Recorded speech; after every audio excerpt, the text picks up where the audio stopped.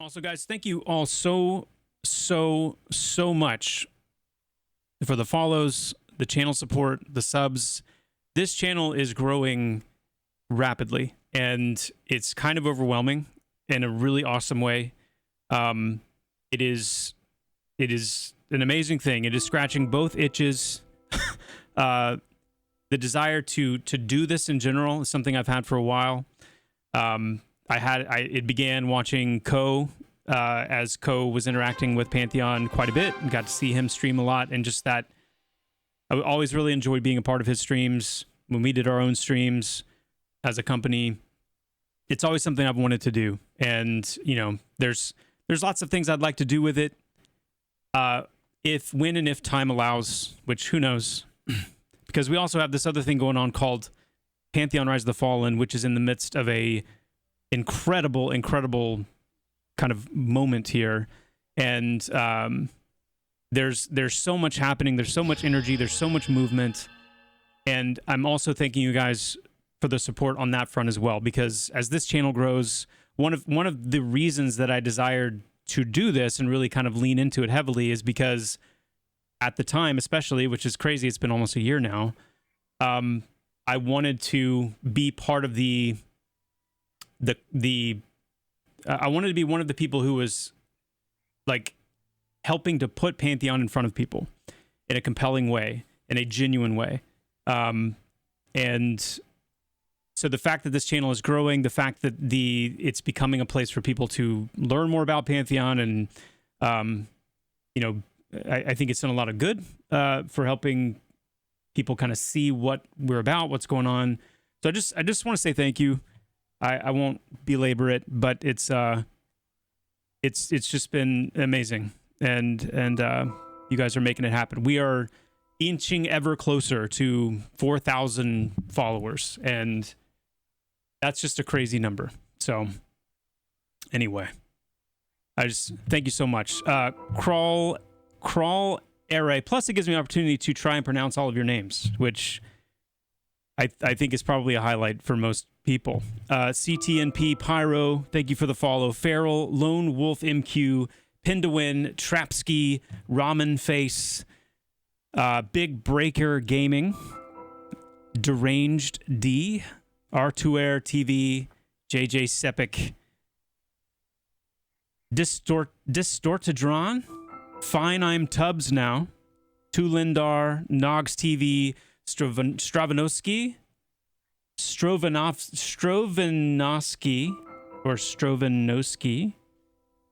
Irish Gumshoe, A Trap of Logic, and Mr. Boogles. Thank you all so much for the follows. Thank you for being here. I appreciate it very much. Thanks for hanging out. Also, BBGG, thank you for the Prime sub. Megabytes with the tier 1 and the 5 months of support. Thank you, Megabytes, so much. Wash with the Prime. K-Biz with the tier 1 as well and the 2 months of support. Thank you, K-Biz. Trent Lee with the Prime. Strovanovsky with the Prime as well. Thank you. Thank you. Thank you. Appreciate that. Big time. Shout out to Mr. Boogles. Yeah. I'm very interested in Pantheon, but waiting for things to adjust and get added. Okay. That's fair. What are you waiting on? Do you have like specific things that you're waiting on, or are you just kind of more generally waiting to see how it shapes up?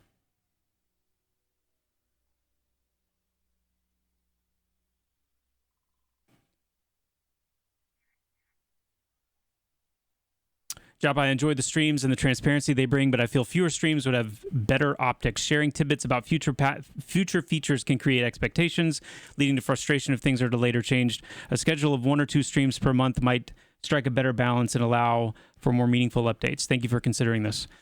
That's fair. I mean, it's not that I haven't, had that suggested a few times, but I think it's ultimately going to be better for us to give as informed to set as informed expectations as we can, even if those expectations end up being delayed or tweaked or whatever, because, and you have to understand, like, that's coming from the perspective of working on this project for a long time, and the majority of our development has been doing essentially what you're saying, very seldomly talking about what we're working on, and almost never talking about when this would happen or that or the other. And the sentiment over time became like, you guys are just, it's we would rather you be wrong and talk about what you're doing so that we actually understand what's going on, than waiting until you are 100% sure that this is going to happen. And so I think the combination of the seasons that we did, all during last year, and hitting our EA date, and then having the opportunity to show a lot of what's being worked on stream, I think overall it's creating a much more, like, it's building goodwill. And I don't want to get back into a situation where we are very rarely, talking to the community. I am doing my best to try to stay away from like hard dates and setting hard expectations, but I don't know. I think I think 2 to 3 times a week feels really good to me. Feels sustainable. I feel like the community is responding to it well. So it's noted, and I'm not saying that there won't be changes potentially, but yeah, that's kind of where I'm at.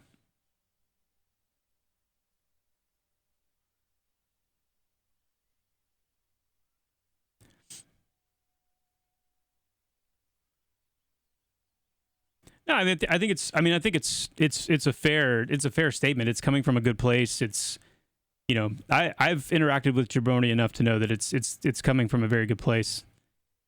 So it's just it's an opportunity to discuss it as an idea. But I think that's just kind of where I'm at right now with it. That's where I'm at right now, and we'll kind of see how it goes. We'll see how it goes. This is a journey. Chat.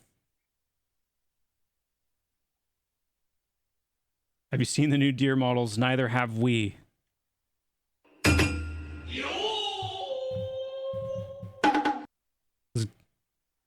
was good.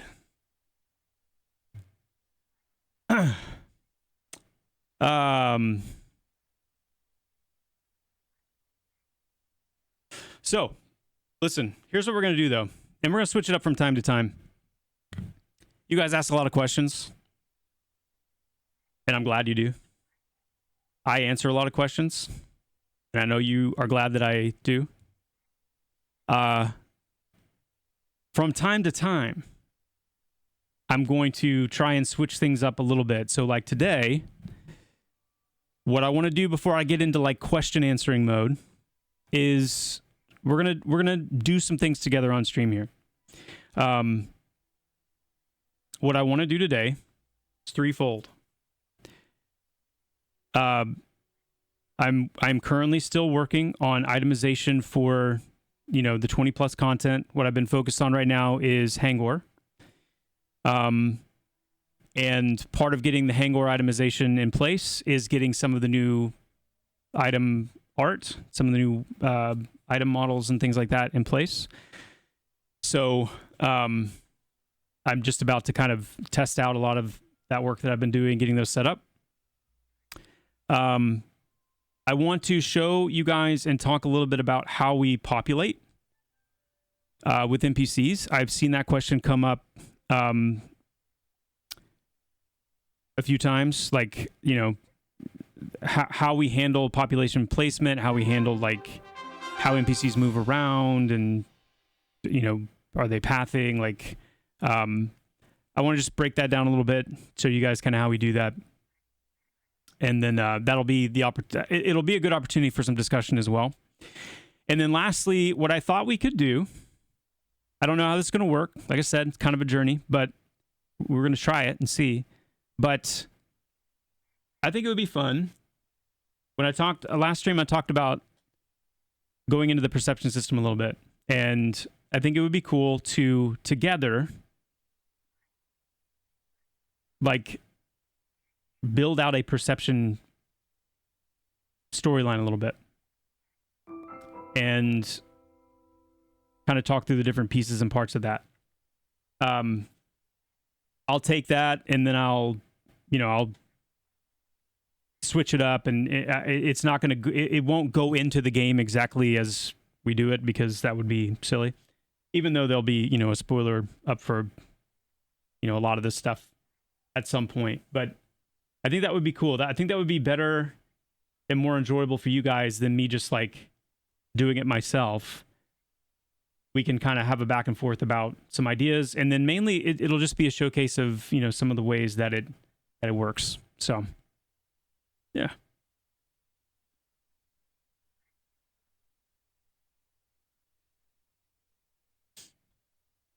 Let's see. Let me catch up with chat though real quick.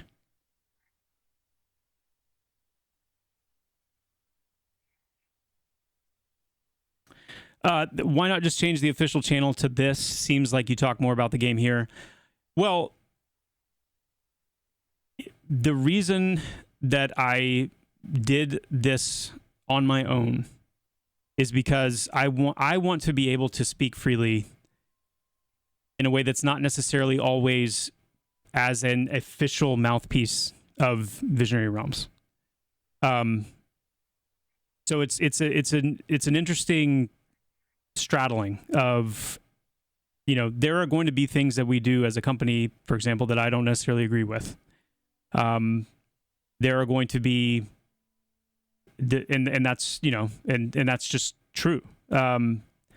There are going to be things that we discuss that I want to be able to give my opinions on without, at least like the form and the function here of being on my own channel, speaking for myself, at least the context is there to say, this is my opinion.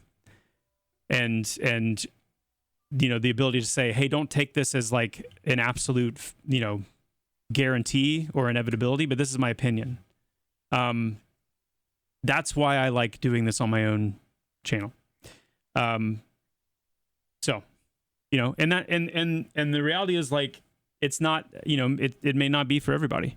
I mean, just like being a part of an early access game or a game in development, it's not for everybody, because you're gonna be exposed to things as they are being developed, and that can have an effect on the ultimate outcome, even though we try to keep some things back, even, through development.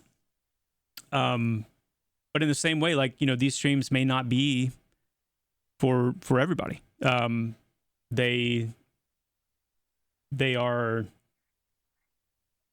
are going to be spoilers. I try to like say when there's going to be spoilers, because some of you don't want them, and that's kind of the best that I can do.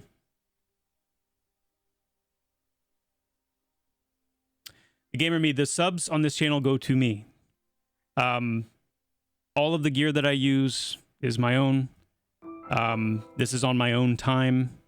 And, I need to be able to continue doing this for a living. And like I said on the last stream, none of us are here making Pantheon to get rich. So there's the idea of, it's an opportunity for me to kind of make sure that I am in a good position to be able to continue doing this. And in some ways take potentially some pressure off of, Pantheon itself to keep me able to do this. I didn't plan to go like deep into this right here, right now, but I'm going to, so buckle up. But my journey on this project started as a volunteer. I left my full-time job to pursue composition, and my wife somehow supported me in doing that.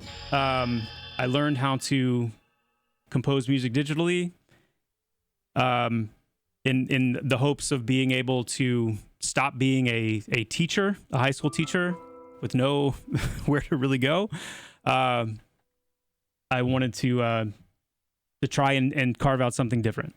And when I first came on this project, it was as a volunteer, and for the first, year and a half, probably was as a volunteer. And then after that, the amount of money that I made was very, very low. And that was because, and not just me, but we all, there wasn't a lot of money to spare. So this project has been a long journey of finding ways to make it work, finding ways to make ends meet.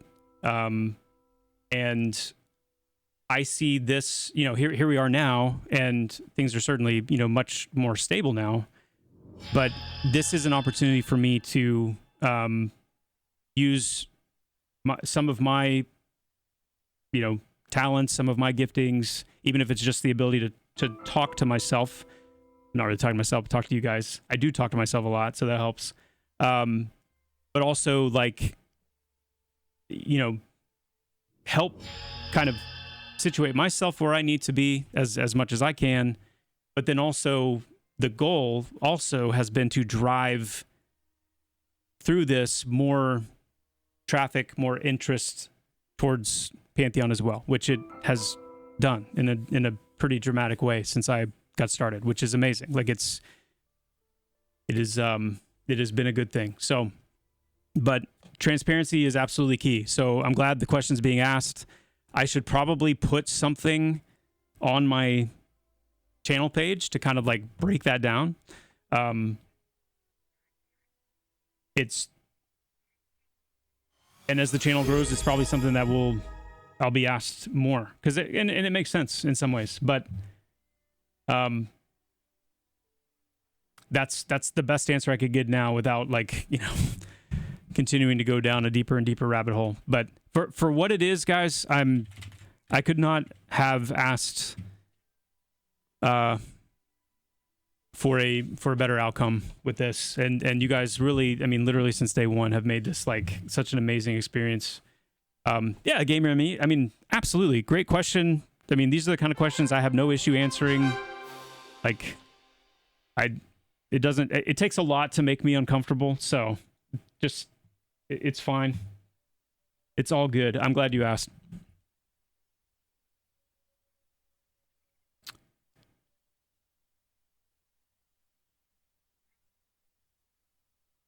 Thank you, guys. Appreciate that. Appreciate that. The Crone, any thought about making a submodel for EA completely optional for those who want to support the game? It's something that we're thinking about.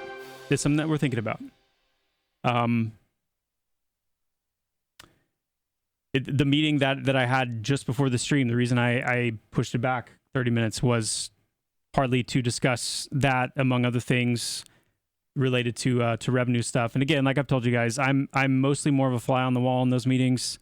I am a director, so I'm a part of those meetings, but I'm almost always multitasking and only really contribute when I have a white hot conviction about something where I'm asked. But that's something that we're talking about. But again, it's just there's a lot of ways to fall off on the wrong side of that, and we just need to make sure that we do right by you guys, that we just do it well. So yeah, we will see. To be honest, I'm just here for the EQ guesser. Us EQ guesser fans are long suffering. I didn't laugh, by the way. That wasn't a laugh. Thank you, Redbeard, for that. Appreciate it. I feel like you were a goated high school teacher. You're nice to listen to. Hey, here's the thing, though. Do you feel that way because you don't have to listen to me? It's the same. There's a lot of similarities to being a parent. Other kids probably think I'd be a pretty cool dad. My kids love me. I know they do. But, I still have to have those drives, that drive in with my kids in the morning where I'm trying to get them to want to talk to me, you know? But anyway, I have amazing kids.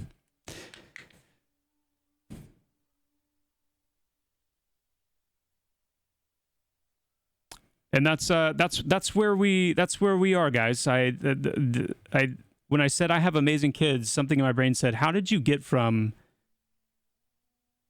Hangor itemization to saying I have amazing children?"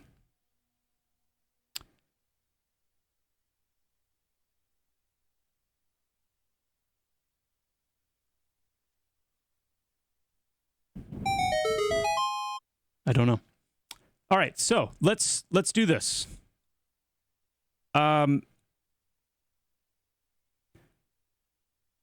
Some new spoiler alert. Oh, ads. I'll wait.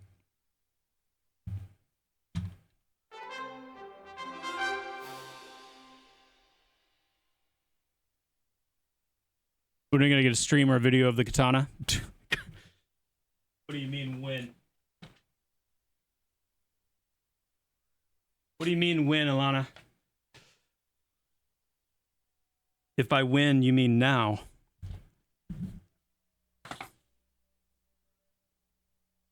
This was, if you don't know, hold up to the light. This was my a gift from my oldest son. My Christmas gift from my oldest son. I have not actually slashed anything with it yet.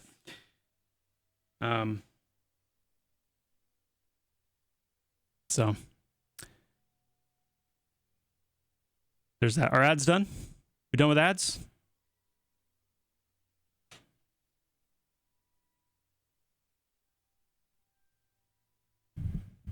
All right.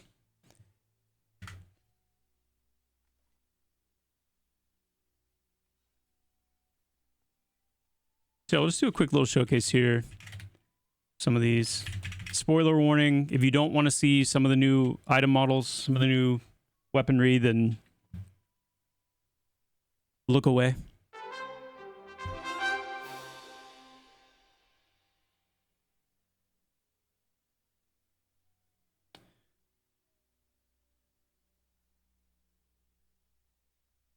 Basic club.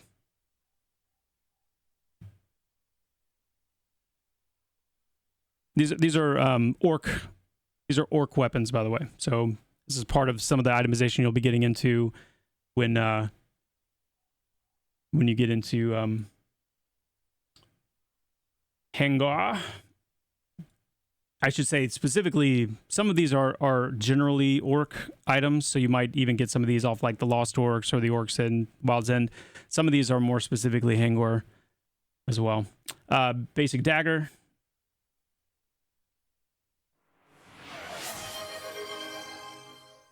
Dagger. We've got sword. A little bit of some like dried blood splatter on there. Just kind of sick.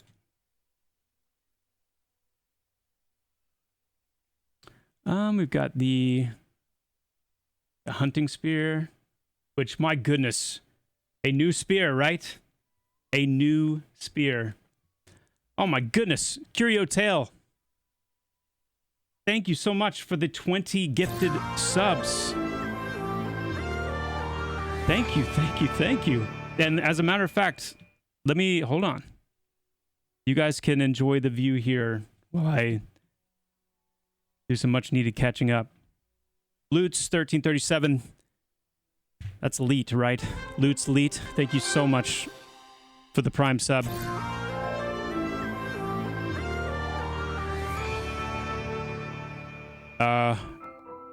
Come on, Twitch. There we go.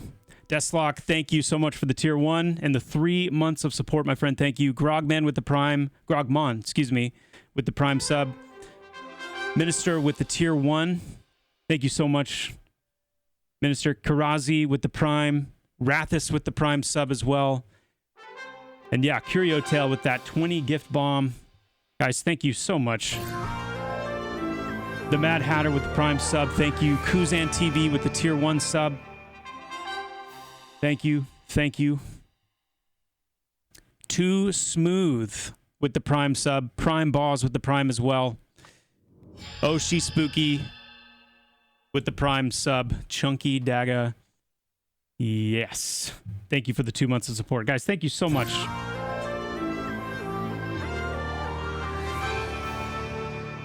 No, you guys are wild. Kiddick MC, thank you for the 400 bits. Thank you. And Calico with the 100 bits as well. Thank you so much. Iron Wayfarer and Monkiest Man with the Prime subs. Guys, thank you. Thank you, thank you. Man, we have needed a new spear. Now, again, spoiler, but here's one of those moments. Basic common hunting spear, right?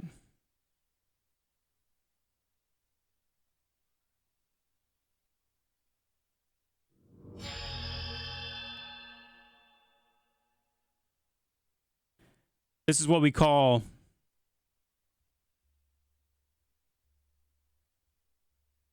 you know what I mean?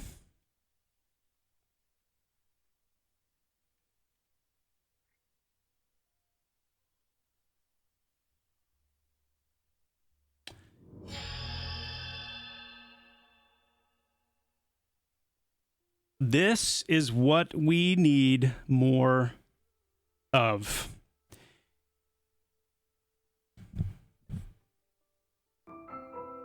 Great X.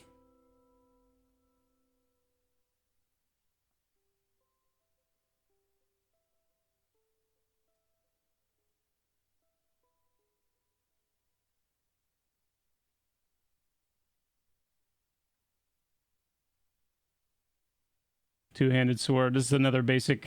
I say basic. I mean, I think it's sick, but this is the basic two-handed sword. The orcs.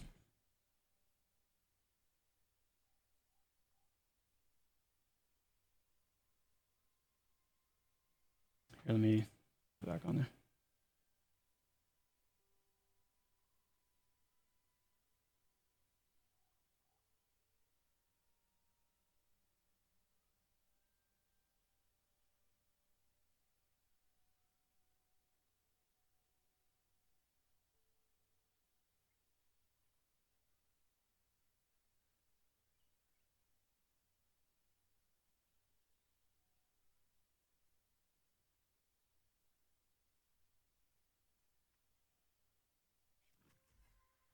Oh, it did its proc too.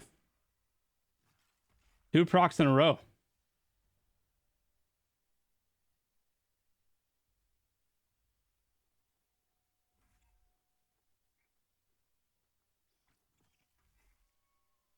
That proc might be a little strong, or a little too common. I don't know. Maybe not. Oof.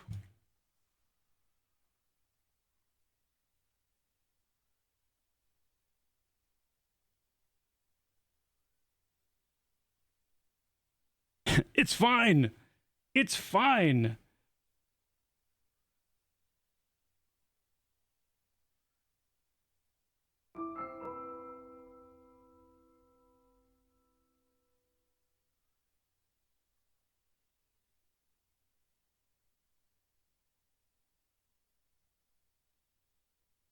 Yes, Criven, yes.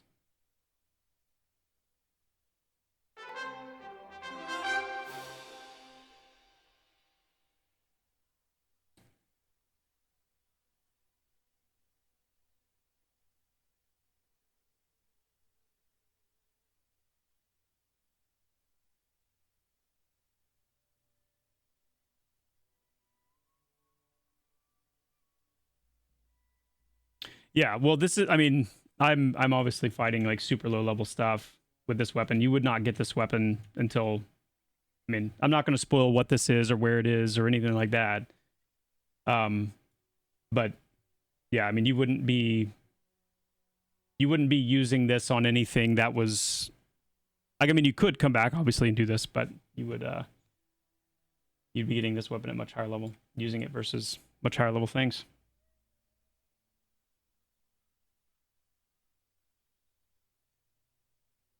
My cleric must-has.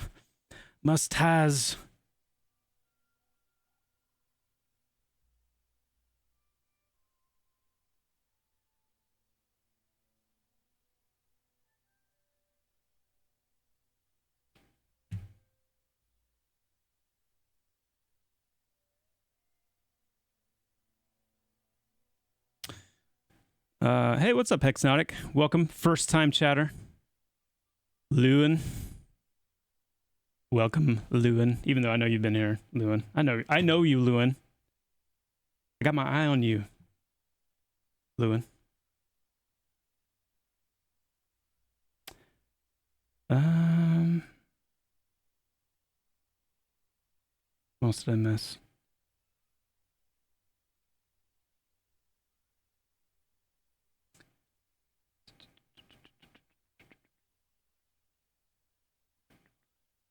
Where the monk bone knuckles, we need to get some like fist weapons in for sure. Some claws, some like actual like spiked knuckles, things like that. We do. I've heard you want Pantheon to be a bit of a mix between classic WoW and EQ, but right now there seem to be a lot more of one than the other. What about classic WoW do you want to implement that may not be in yet?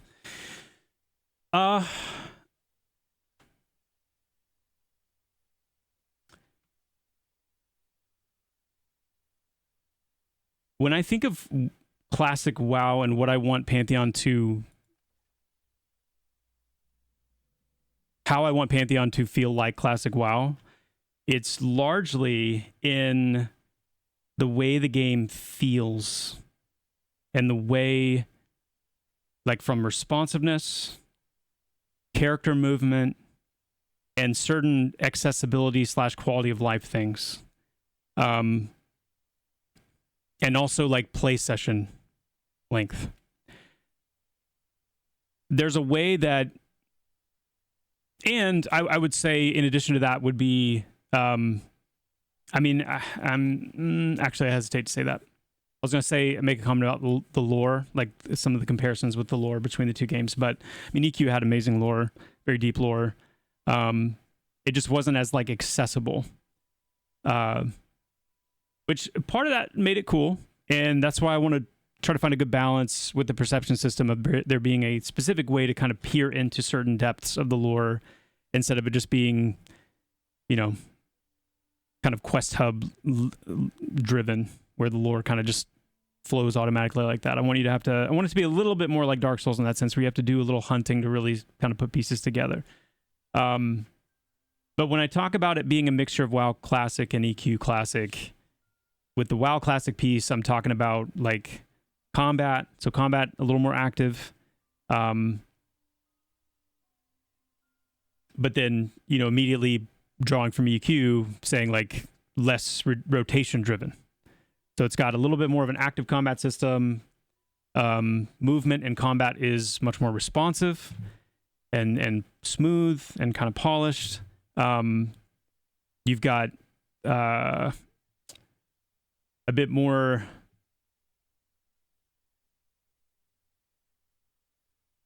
some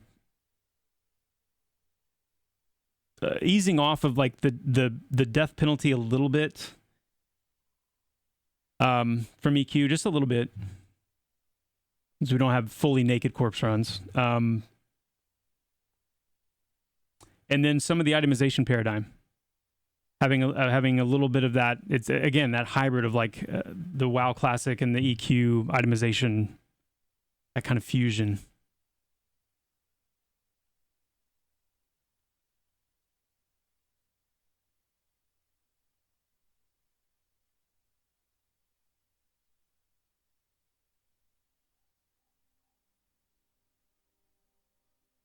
Puny Magus. We did actually consider something like that. More of like a cell shaded type look back when we were doing our kind of the exploration of where we wanted to land when we made the change. And we ultimately decided not to, just because it would make it harder for us to really capture the grittiness that we wanted to be able to capture. So we did consider it, yeah.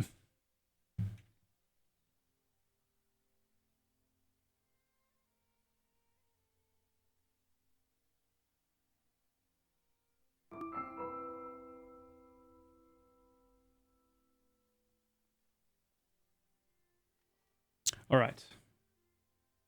Let's do this.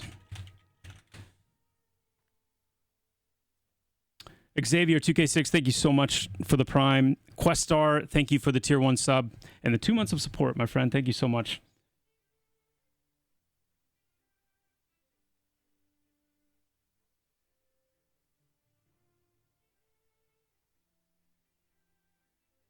Yeah. I agree with that visibility. Yeah. That's the major reason I didn't play. That's the major reason I didn't play EQ2 or Vanguard. Because I felt like it deviated from, both games deviated from some of the key EQ principles and mechanics that caused both of those games to immediately feel foreign. I did immediately log out. It's a GM feature. And I'm not saying they weren't great games, by the way. I feel like I always need to make that caveat. I'm not saying they weren't great games. They just felt, I went in expecting EverQuest, much like I'm sure people are coming into Pantheon. I went in expecting EverQuest. I went in expecting very specific things that I had come to be so used to. And some of them were very small. Some of them were very nuanced.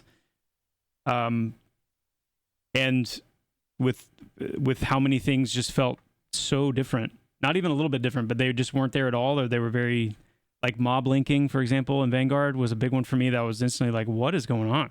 Like, that was tough. Plus the performance issue. I mean, when Vanguard came out, I was young enough that I didn't have access to like a great computer, so I was definitely not. I was struggling to play it.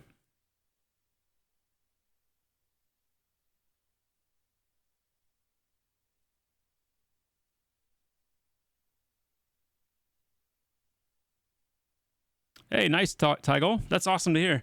It definitely needs some work in terms of like quests and kind of orienting the player a little bit, that area. But I'm overall I'm happy with the way it came together.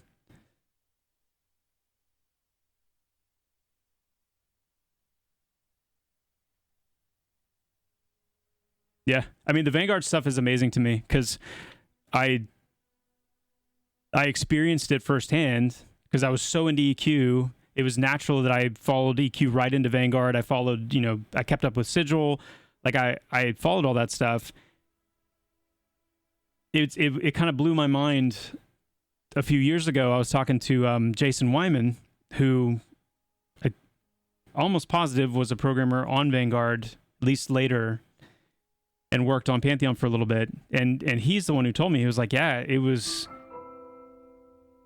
some years after Vanguard launched, and we realized that one of the biggest, and Jason, if you ever see this, please correct me if I'm wrong, but what I remember him saying is one of the biggest performance issues they found was actually like code in the UI that was intended to be commented out but wasn't.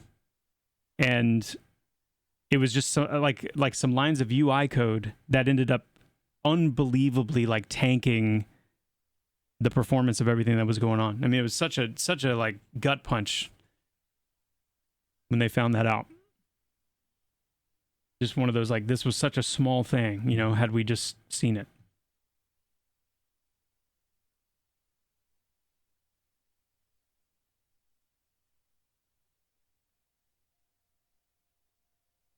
Hey, I heard that this Pantheon game is supposed to be like a spiritual successor to EverQuest. That is correct, Abel Bacon. That is exactly what it is intended to be. And what that means is that we are drawing a lot of inspiration from EverQuest. And I would add to that inspiration from like that genre, that age, that era of MMOs, back before excessive handholding, Back when, these games were, I mean, think about it, right? EverQuest, Ultima Online, these MMOs, they released while the internet was still in its infancy. And as such, the idea of socializing with people all over the world through your screen was crazy. Like it was, and doing it in a visually represented way was crazy. And so these games naturally had a very deep social element because that's what everyone was just couldn't get enough of. They're like, I cannot believe like I'm talking to you and we're in a party and we're adventuring together. And it wasn't like, man, how do I avoid people? It's like, look, there's a player. That's a real person running around. Let's go talk to them. Like that's kind of the setting, right? So what we're trying to do is trust and believe that people can still enjoy that. And in fact, we're believing that to get back to the true essence of what an MMORPG is, you have to embrace that as one of your fundamental kind of pillars. People engaging with one another. Sometimes for better, sometimes for worse. It's just the nature of social interaction. But yeah, that's a big part of what we're trying to bring back as a spiritual successor. There's certain, mechanics. We also believe strongly that like danger, challenge, being punished, and having a genuine fear or trepidation when it comes to certain activities in the game matters. Like that makes it more memorable, makes it more impactful, and we believe more fun. So yeah, I mean, I could wax on for a while, but you're absolutely right. It is intended to be a spiritual successor. Nice, Doc Spectrum. That's awesome to hear. How close are you guys following Brad's vision? So, I need like a concise way to answer some of these questions because they're like great questions and they're asked quite a bit because they're very, I mean, I would expect them to be. When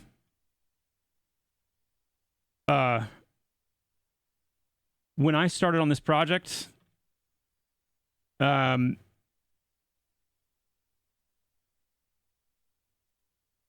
would say the first time that I sat down with the high level design document for Pantheon, it was very Vanguard-esque. In fact, a lot of one of the reasons I reacted to it so strongly and so negatively the first time I read it was because a lot of the things that had bothered me about Vanguard originally and how it deviated from EverQuest were still intact and like called out specifically as things planned for Pantheon. And that was the beginning of the discussions that Brad and I started to have. And I can't necessarily trace the thread back all the way to say my relationship with Brad and our closeness and that bond started because of this, and this. I don't know. I just know that for whatever reason, I came on to do music. I transitioned into lore and then ultimately transitioned into game design before Brad made me the creative director. And that process, that path, there was just kind of a relationship, a working relationship that started to form where I think there was trust there. There was healthy tension. And it became just a very good, healthy, creative situation. And so when people ask, like, are you guys following Brad's vision? Yes. And the reason I know that is because the vision and what we're ultimately building with Pantheon is the vision that Brad and I solidified together.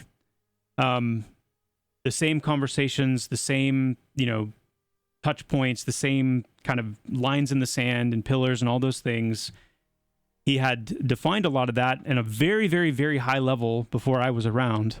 But then when it came to like, okay, how do we take these really broad, high level, like pillars, tenants, what does that actually look like?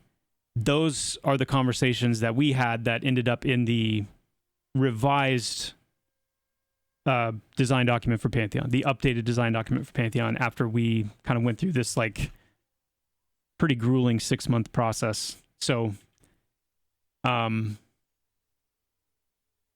yeah, I feel very confident that he would be very proud and very excited about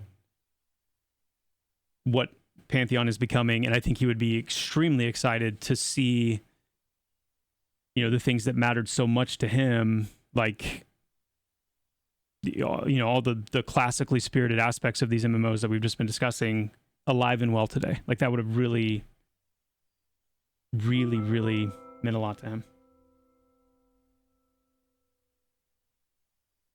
Hey, Applewhite, thank you so much. Thank you so much. I do not have a notification set up yet. I've tried. I can't figure it out. So it's there, but thank you and shout out for that. And I will try to get that working soon. But I appreciate it. Doc Spectrum, thank you so much for the Prime.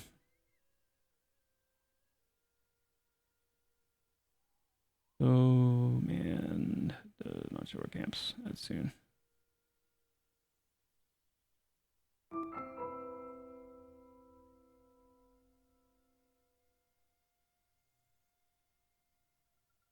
Yeah, Taxiderm, and it may, you know, I could be mistaking Vanguard with EQ2 or maybe mixing that aspect of them up. But when I say mob linking, I mean, regardless of distance,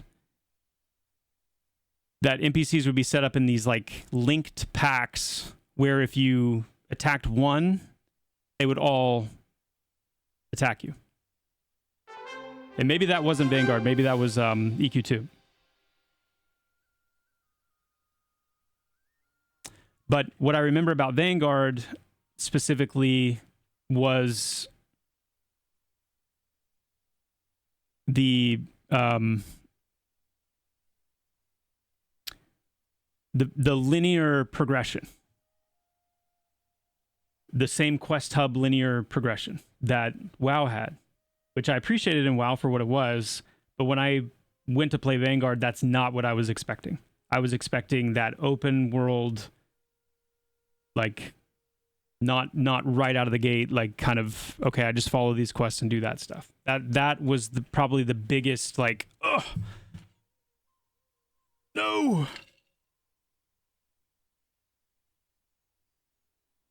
What have you done to my druid? All right. Let's do this. So what we're going to do right now is this is the funnel through AVP into Silent Plains. One of the things I was working on yesterday is adding kind of the solo. Come on, Unity, you can do it. I believe in you. Adding more of the solo small group little camps through here, and then this is going to ultimately bleed up into the group level orcs up here, and then even into some of these little like cave openings where they'll be. So this is going to be a nice kind of let's get some good solo small group stuff down here, and then have nearby a way to graduate into group content such that, you know, you can see players more organically being picked up, you know, into groups while they're down here and things like that. Any ETA on mob degradation versus level? Yes. It's in. So whenever we patch again, the first pass of it anyway, I'm assuming there will still be some tweaks that we need to make and whatnot to really dial it in. But the first pass of it is in. And next time we patch.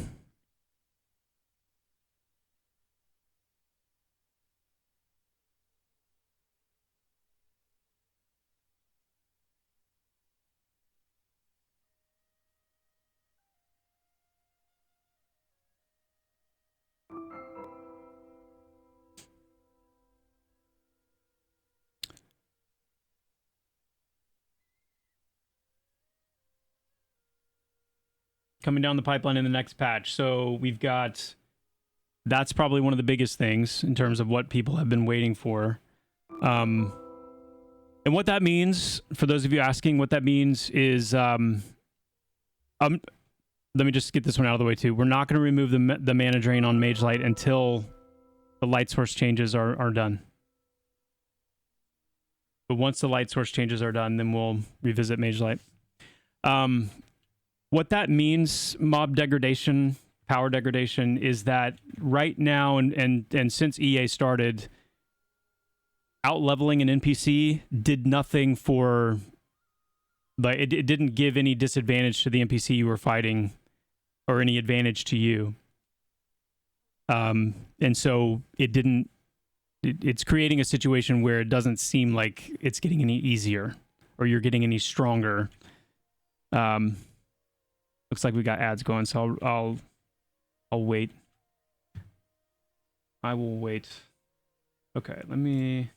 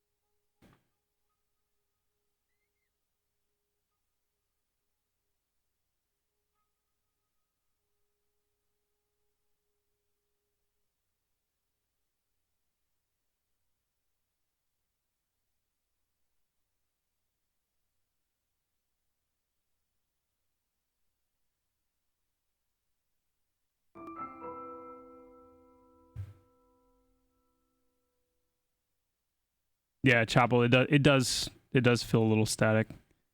I agree. We were talking about, Mark and I were talking about the summoner yesterday. And we're kind of in one of those situations where it's like we could go in and try and add some things to shake it up. But because some of the things we want to do with summoners are actually like just new things, this is just kind of the question of like, do we want to wait until we have the programming support to implement the new things that we want and make them work the way we want? And that also includes, by the way, for summoners and necros as well, but I think mostly for summoners is who will benefit from this. That includes dramatically improving how you're able to interact with your pets, even just selecting them, targeting them. There's a lot of improvement we want to do there. But that's kind of where we are right now, is like we don't want to just keep adding derivative type things to the classes just to make them feel like they have things going on. Monk's another example where we were discussing yesterday, getting chi burn in the game and some of the unique ways we want monks to be able to combo abilities, like their own abilities, and then some of the things we want them to be able to do with their gates. And it's just like we can add more things, but without, having that programmer support to come in and say, hey, we're ready for this new ability type. We need you to, code this out and create the support for it in the graph so we can make it happen. We're like, well, what can we reuse and tweak in some way and try to get, jerry rig it to make it work and do something kind of different. So we're going through and we're just systematically identifying the things that are, we can do. There's a lot, like with the druid, there's a lot of stuff that we're able to get on board with them, which is why I'm trying to get them out here pretty soon. But yeah.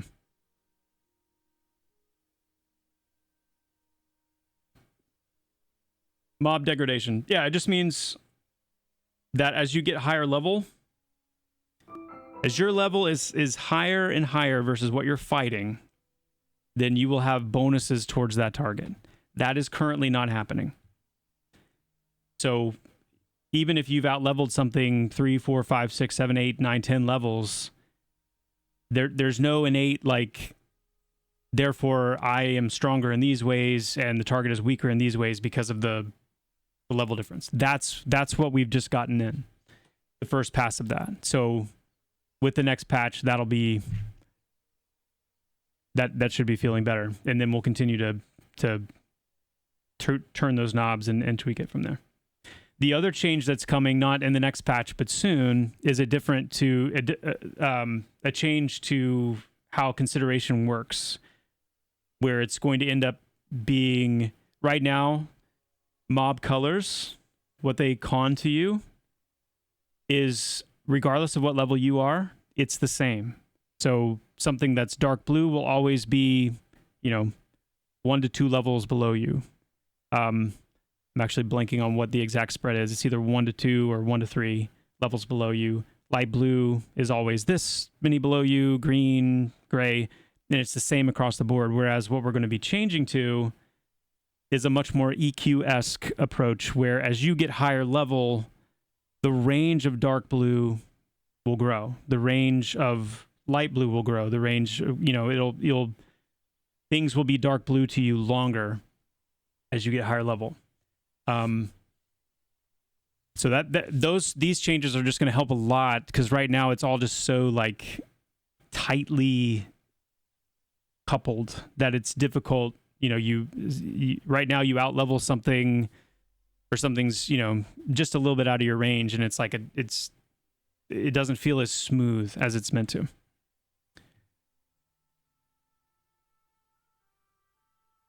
Yeah. Nickel Archer, yes, we are. There's a lot of UI improvements and like customization that we have planned down the road. It's planned, but it's a down the road thing.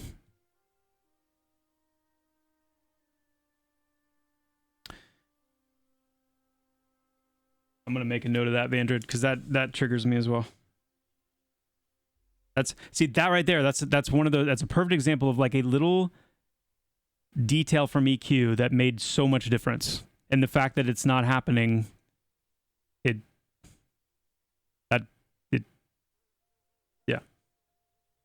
bothers me.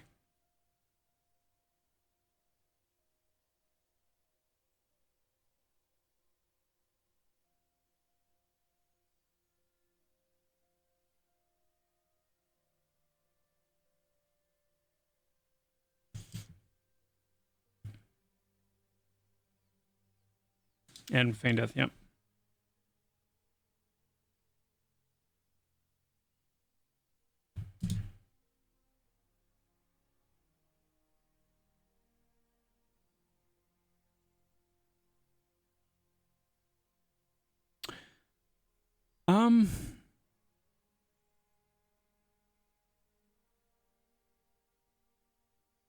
Man, so many good questions, guys. Ooh.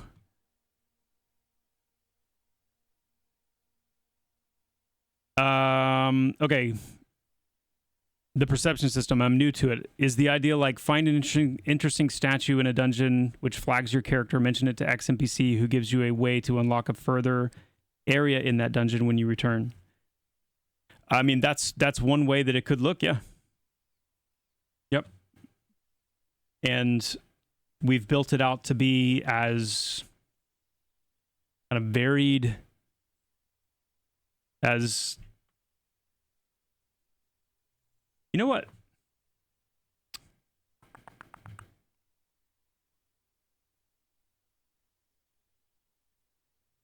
Let's see if I can find something real quick.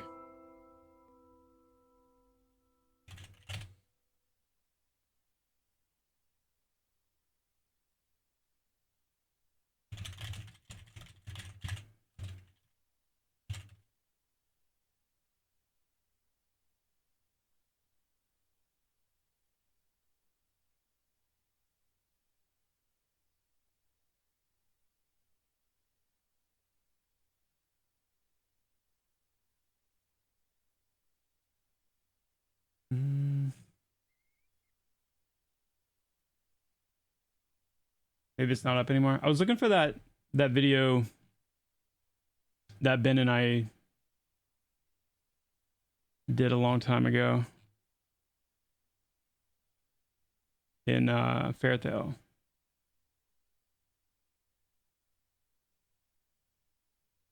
What's that?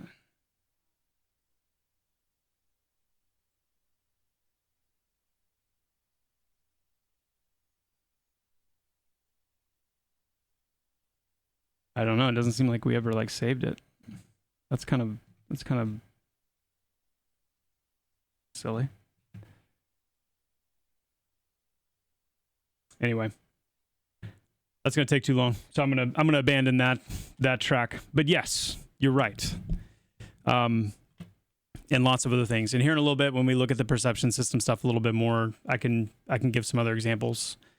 But yeah, we wanted a system where, based on things that you were seeing in the world that interested you, that you thought were compelling, that you would be able to go to it and, you know, get some kind of a it might just be like a flavor message. It could be something that actually flags you, and then down the road you find the intersection point where an NPC or an item, or maybe it's not an NPC. Maybe the statue flags you, and then you end up, coming in proximity of another statue in a different part of the world, that because you're flagged with the first one, this statue now speaks to you. Or maybe like it gives you a clue, like, something seems off. I'm gonna check this out, and then you interact with it, and like a scroll falls out or something onto the ground, and you pick it up, and that starts a quest, or that, that's kind of how it's all set up to work. And then the idea is that, in a very kind of immersive, non-handholdy, non-linear way, you just find things. I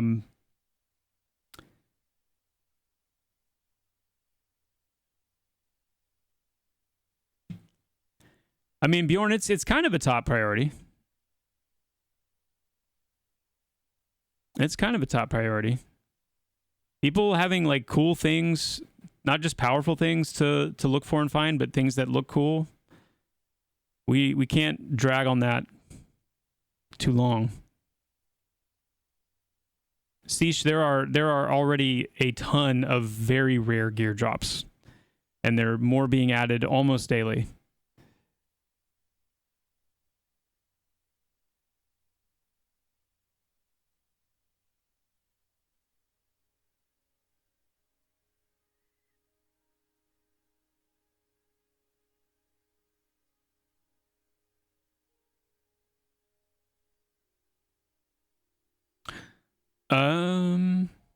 Thompson Brood, thank you so much for the tier 1. Thank you. KG Benderson, thank you so much for the Prime. Thank you for the 2 months of support. Thank you, my friend. Just hit level 10 on my wizard and having a great time so far. Nice. Nice. Pinchatow, Steak MCC, Twilight Fox, UDTV, Cerebrum Error, Solil Elara, Tobacco Air. Thank you all so much for the follows. Appreciate you being here and hanging out. Flit with the Prime, and Zero Cool TV. Thank you for the Prime as well. You guys are awesome. Thank you so much.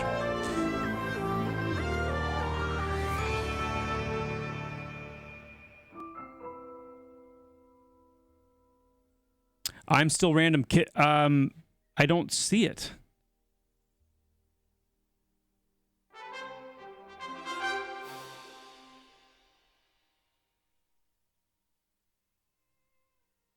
Can you type it in chat again?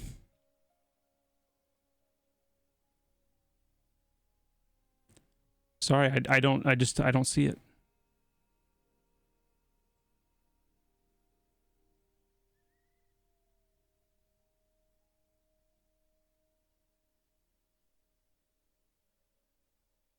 The Goblin Rocketers in Throne Fast hits like a truck, but are not group mobs. Oh, not Rocketers, the Goblin Rock Eaters. Got it.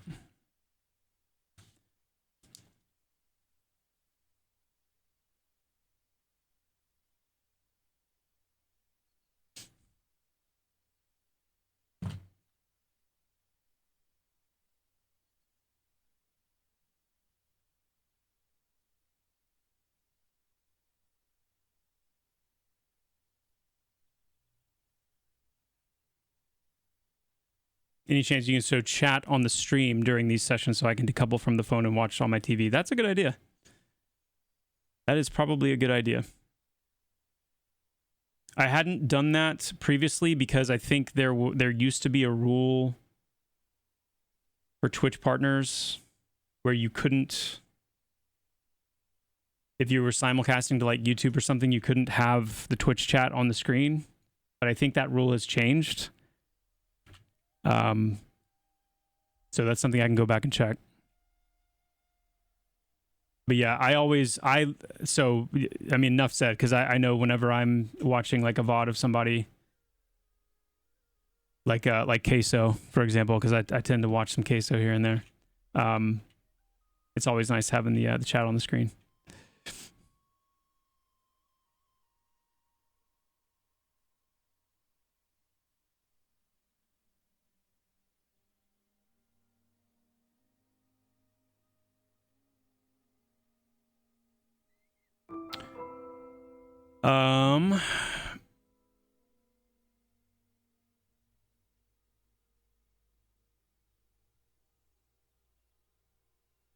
I feel bad. I'm still random. I still, if you can retype your message in again, I will definitely read it. Will you eventually be able to assign macros to hotkeys and keybinds? Yes. Which, by the way, hey, PSA, I see this a lot. You can rebind any of the keys on any of the bars. So without even getting into like how we can improve the hotbars, which we need to, and just like making it more clear how they work and what goes where, and just kind of revisiting all that. In the meantime, you can rebind any of those keys. So if Alt 1 or Shift 1 or any of those things, if you don't like that, just go up into the options, the settings, go to input and change it.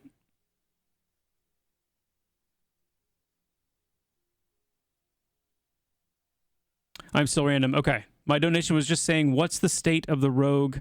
I feel like I can't solo, and group TPS feels stale.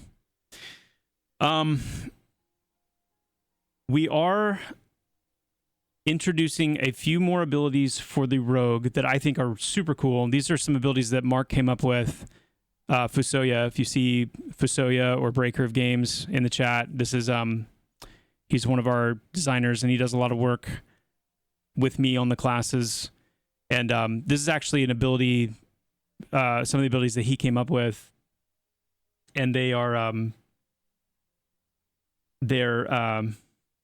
mean, I don't even want to spoil them. I don't want to steal his thunder. You'll see. But they're self buffs. I'll say that they're self buffs that have particular effects that will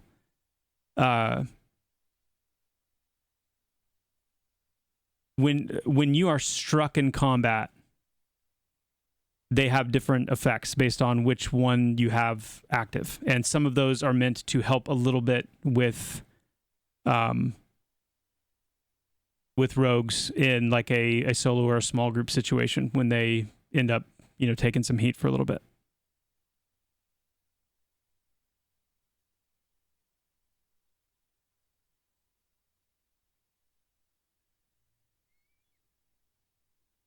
Paladins will get res. The plan is for Paladins to have an in-combat res. Whether it will have any, like, it will probably have some experience return, but not as much as the dedicated healer classes. And it's definitely designed to be more of an emergency type use. So it'll function a little bit differently than the other reses. Yeah.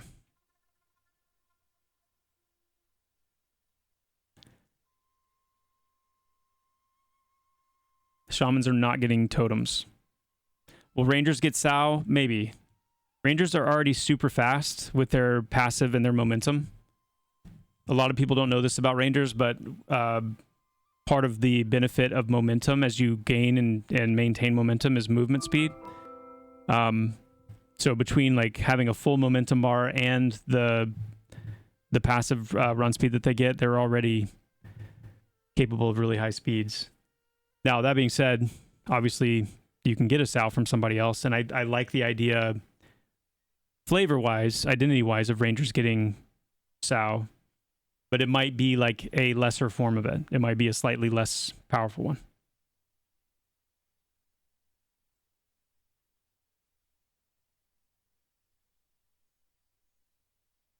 Rangers will likely get an outdoor-only invisibility as well. Yeah.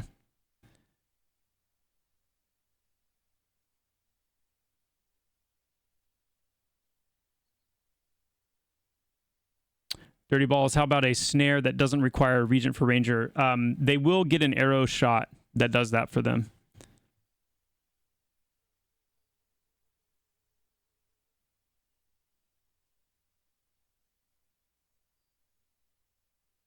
All right, so on the NPC front here, what I wanted to show a little bit of is like just kind of the process of making some of these areas, how this works.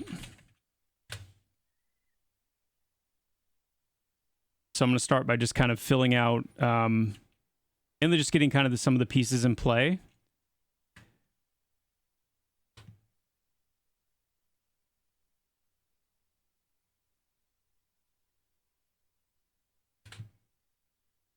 And then typically, I mean, that's typically my approach anyway, is to like get pieces in play.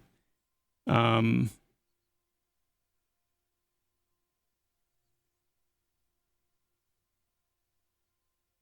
then kind of make some decisions from there. So campfires, the way that, and everybody's a little bit different in how they populate NPCs. Like we don't have this like kind of overriding, guiding paradigm on this level anyway.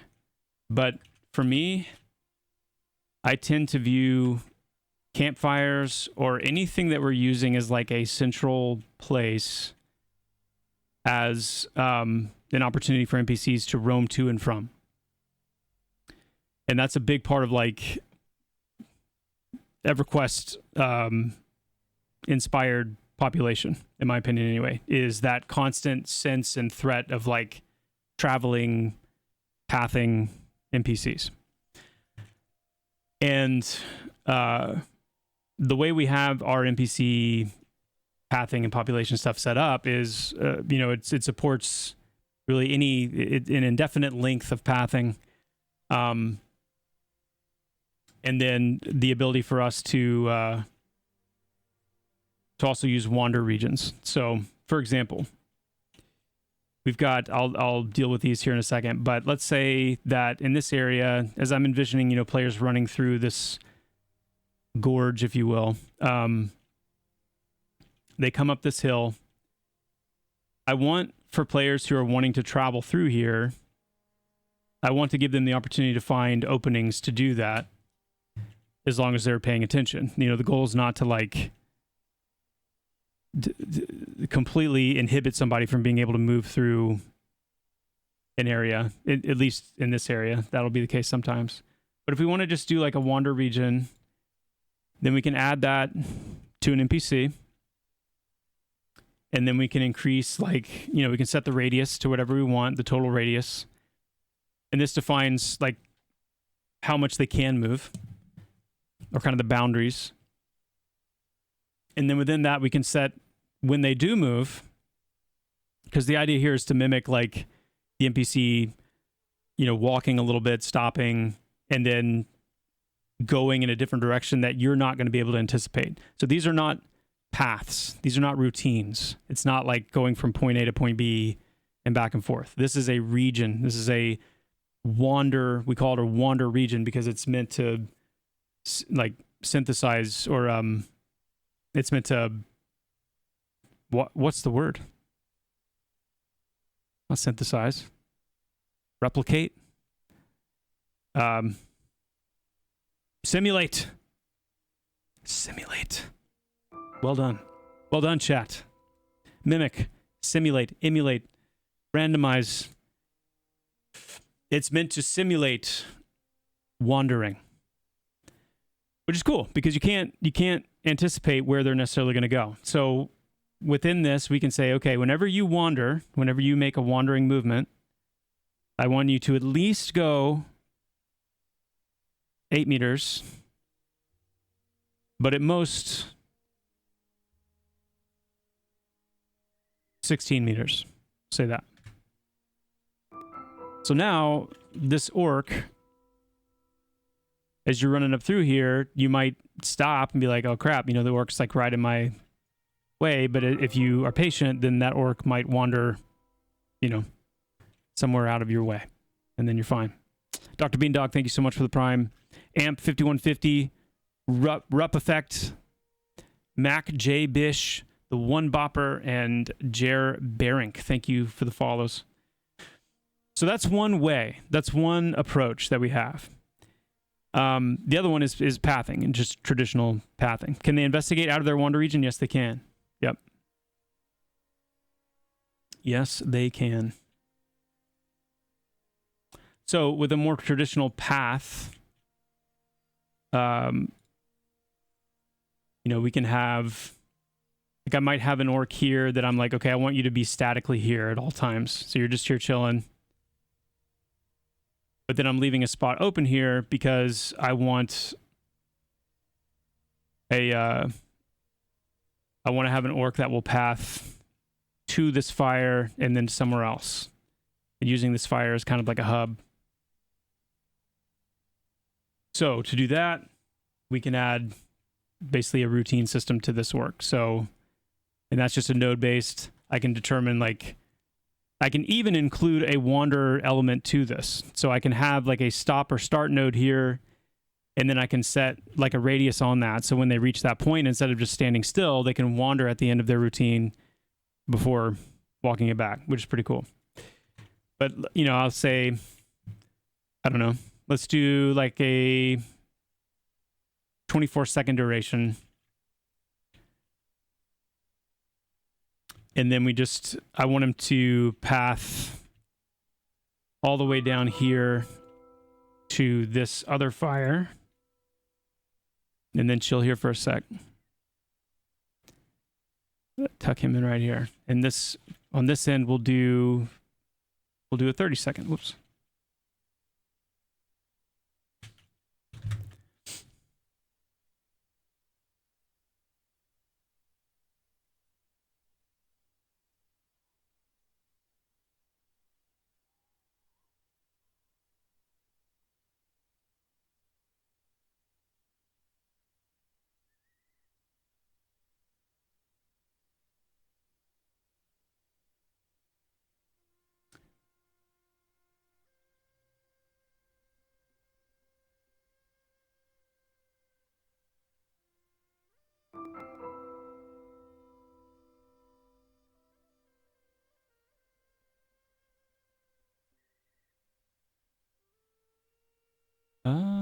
Okay, just catching up. Hold on.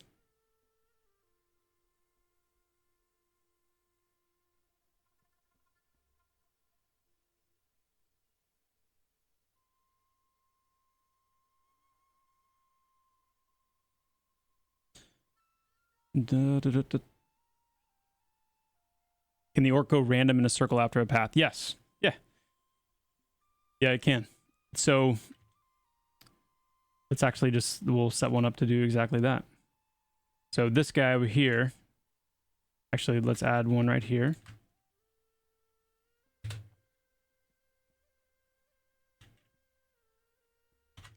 for this guy, we're going to set him up on a routine. We'll start here. Krigor with the raid. Thank you so much, my friend. Appreciate it, Krigor. Welcome in.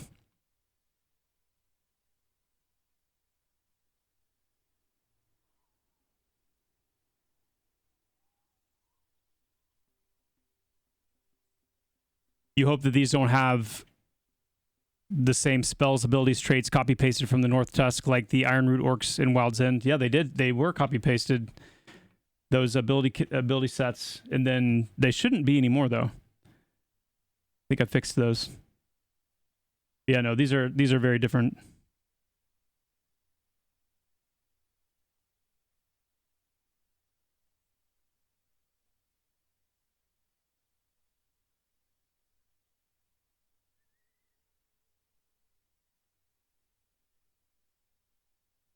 Ads.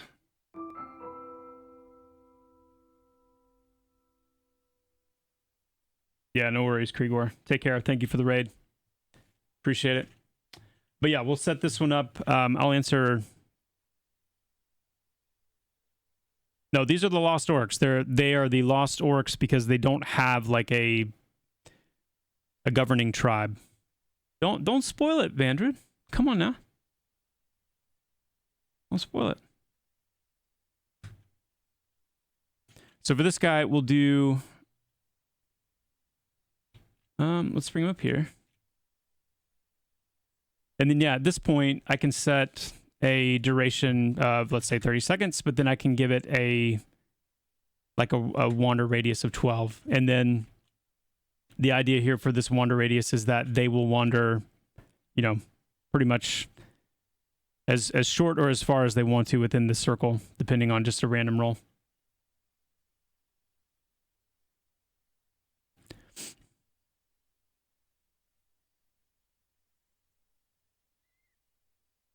We do have a couple of zone-wide wandering mobs. Yes, we have one in Thronefast.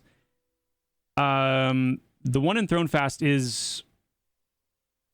I mean, it depends on what your definition of zone-wide is. The one in Thronefast is pretty close to being zone-wide. We have one in AVP that's not... I wouldn't say it's zone-wide, but it's pretty large. Are ads done now? I wanted to answer that question. As someone who never played an MMO... I don't even know how I got here. This is realizing that's awesome. Why should I play Pantheon? What makes it special? That's a great question. Hold on. I want to make sure you're still in the chat before I answer. You are. Okay. I mean, I think the first question that I would ask, or the first comment I would make, is if you've truly never played an MMO before, then that's part of the answer. Is like, why would you want to play an MMO in general? Because they're very specific experiences. But the cool thing, hey, hold on one sec.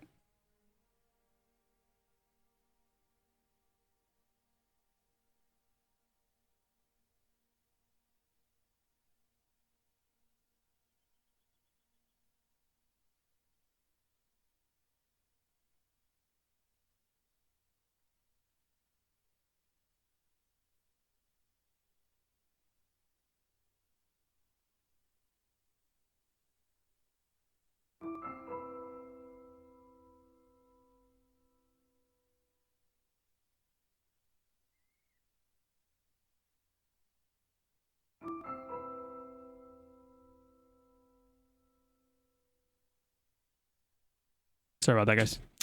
When my wife comes in. Yes. So that would be the first question, is like, why play an MMO? The interesting thing about Pantheon is it's an opportunity to kind of have like a different answer. MMOs today, primarily, are they're all very much alike in some specific ways. They don't put a lot of emphasis on the social dynamic. So one of the things I was talking about earlier in the stream is when MMOs first came out, they were incredibly social because they coincided with basically the start of the internet, and being able to talk to other people and interact with other people virtually was so novel and incredible that was part of the joy and the draw. Is I like, there's actually real people playing and I can see them running around.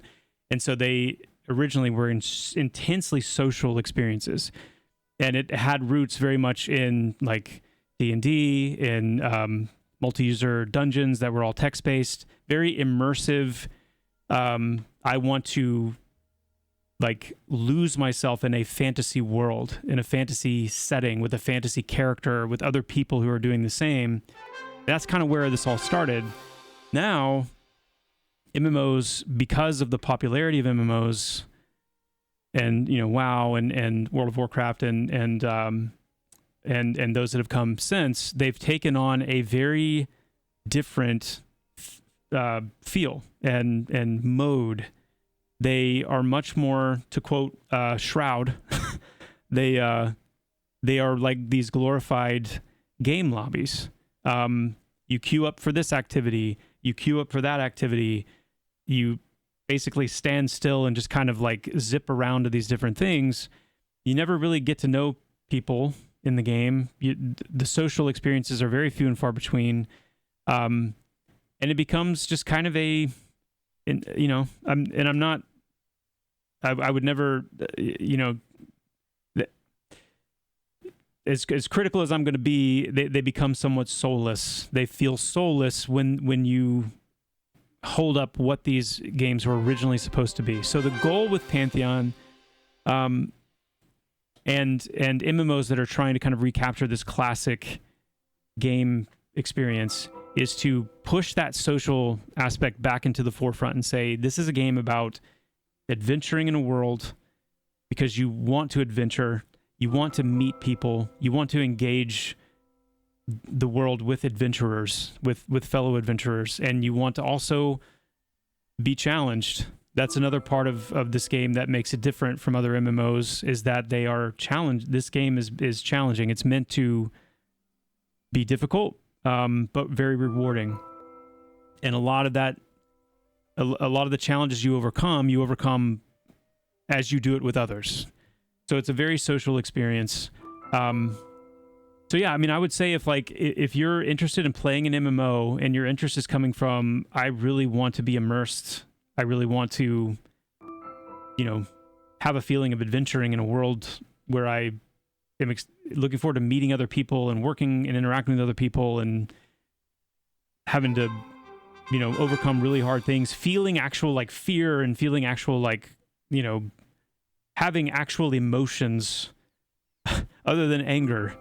When you're playing, because the world is not holding your hand and it's, there's real risk, then I would say it's worth checking out. There really is no other game like an MMO. They have the potential to be so uniquely wonderful because they're so massively filled with other people. And I just think we have a really special recipe here, but a lot of that recipe is coming from where this all started.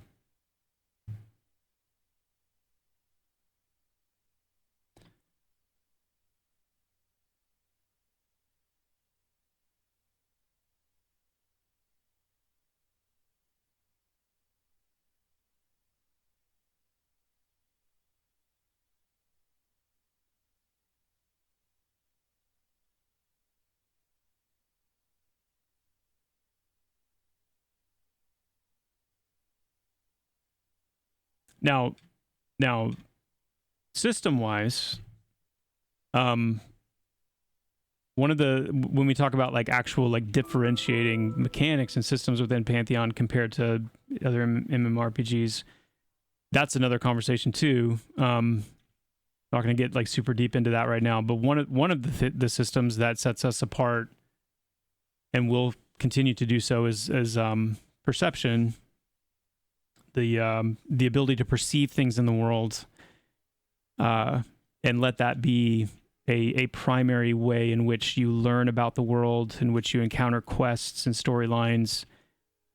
One of the ways that MMOs have kind of homogenized and lost their soul a little bit, in my opinion, is through a very linear progression system, where right out of the gate you're presented with quests that you follow, with a mini map that you follow, and there's very little like engagement with just looking around you, and there's no need to, because if you don't have a quest for it, then there's no reason to engage with it. So we're trying to develop a system that actually makes paying attention to the world matter again, and makes finding quests and stuff a lot more organic than it has become of late.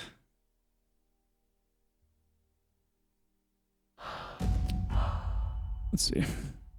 Mr. Fun, thank you for the raid.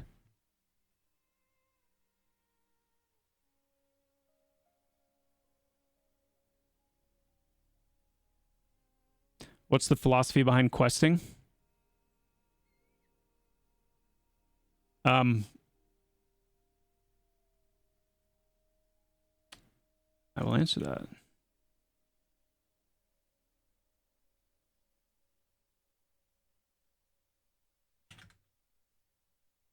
So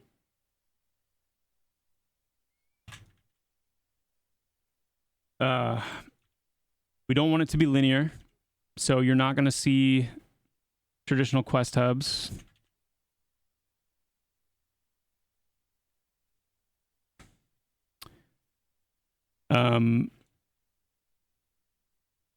Quests will be some like there will be some progression that comes from quests. Like you'll gain a little bit of experience with most of the quests you do, and I'm speaking kind of, you know, the overall plan. I know there's some quests currently that you don't get any experience gain from, and we need to do a review on all the quests that we have in play right now. Trying to be thoughtful about how many statics that we have here.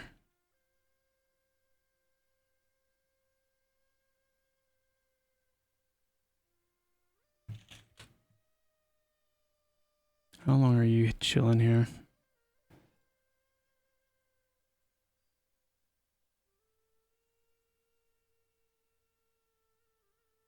That's fine. Excuse me. So we want quests to be things that you largely discover. And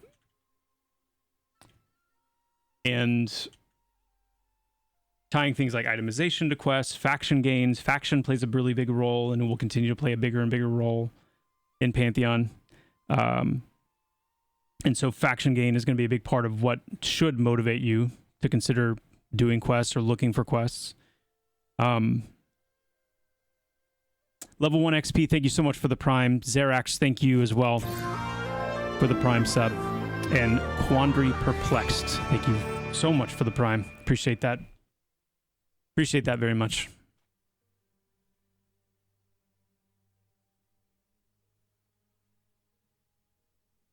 Yeah, you know, so originally the perception system I was just talking about was kind of my idea for replacing a WoW-like quest system. Like, we want more quests than EverQuest had, which is funny to say because of its name. But we don't want them to be in a linear fashion. We don't want them to be in a hub fashion. And so the idea was, well, that's where environmental storytelling perception came from, is let's use the environment as kind of a dungeon master to let you know when there's quests and when you might want to, you know, kind of examine something more closely.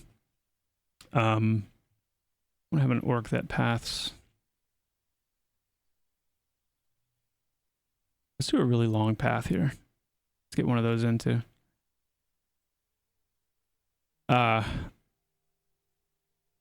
Yes, work.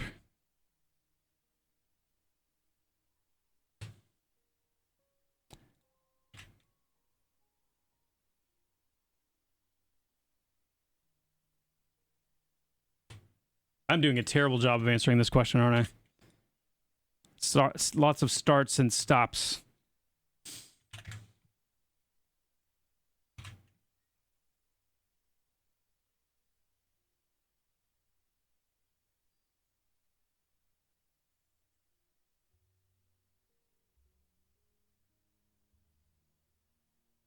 But, you know, like when you go, there's a village here in Avendir's Pass.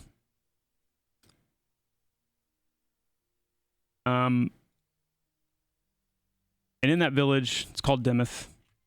There are quests, and those quests are, you know, we use them to send players out into the zone to get kind of a reference of like, you know, what kind of things exist in this zone. Let's actually keep it going. We'll do a little wander here, and then we'll keep going. So it might, you know, clue you into things like POIs, points of interest you might want to go check out.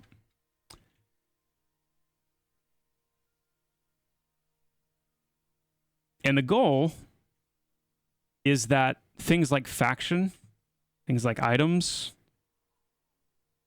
more so than experience gain. Like, in other words, you're not trying to like spam quests because you're trying to level quickly. It's not going to work like that in Pantheon. You're not going to level up that way. You're not going to see like leveling guides that walk you through like, go to this area and get all these quests and do them, and go to this area and get all these quests and do them. That one of the fundamental differences in Pantheon, between Pantheon and like a game like WoW and games of that type, is that it's kind of inverted. The efficiency and the effectiveness of questing experience in a game like WoW is meant to be the efficiency and effectiveness of mob killing in Pantheon, because that's part of that classically spirited kind of nature to the game. It's about going and killing NPCs. You're going to level more quickly doing that than you are doing quests.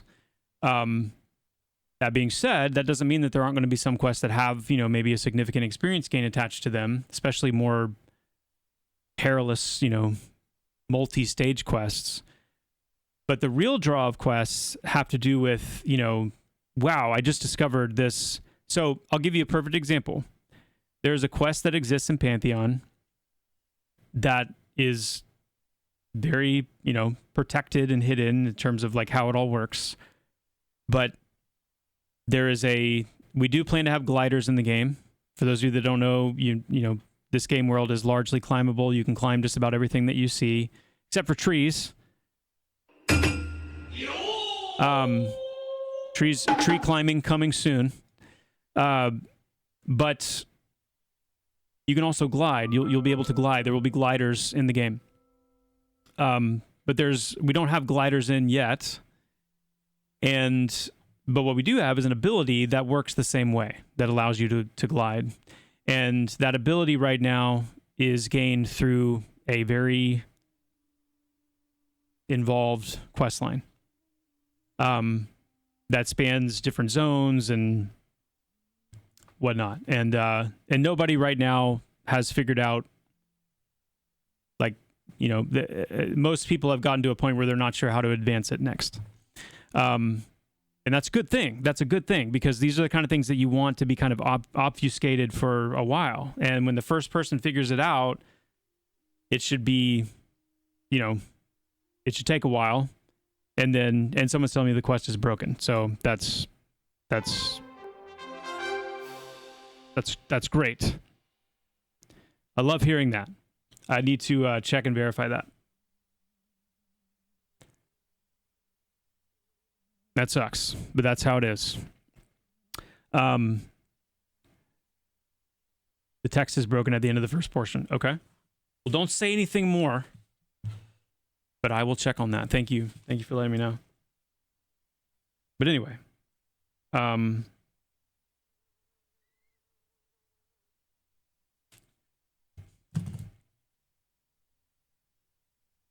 very few people using looking for group, looking for more. Any thoughts about it?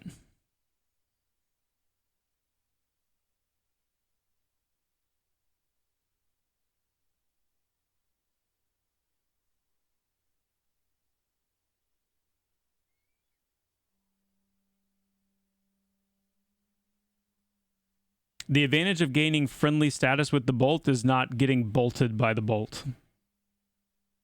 That's one.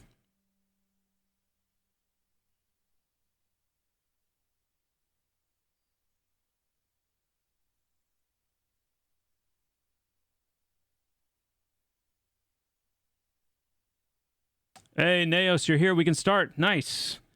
I mean, bro, we've just been waiting for, almost 2 hours here. We didn't want to get started without you. So thanks for letting me know. Welcome, everyone, to the stream. We'll go ahead and begin now.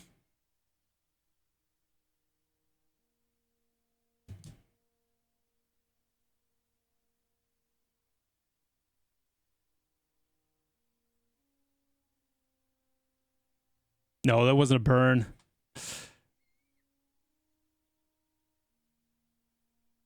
No, I'm glad you made it. Welcome.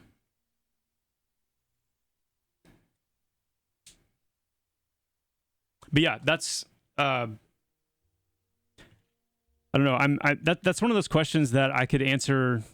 Like it could have such a long form answer. So I hope I've answered it a little bit, at least. Like,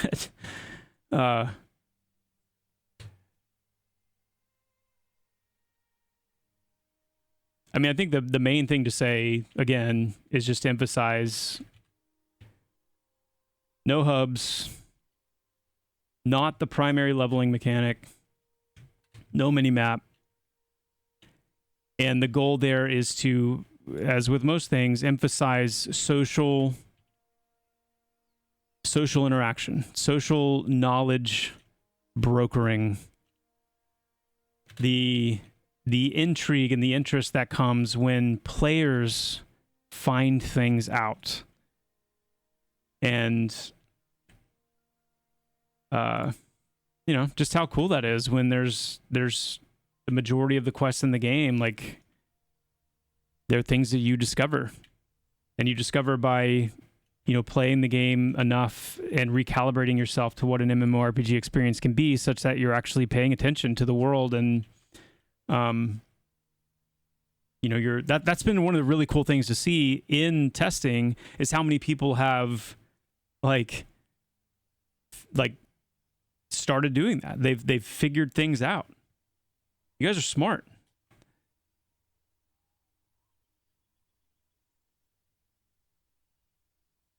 Burn the past. OKC. Nice.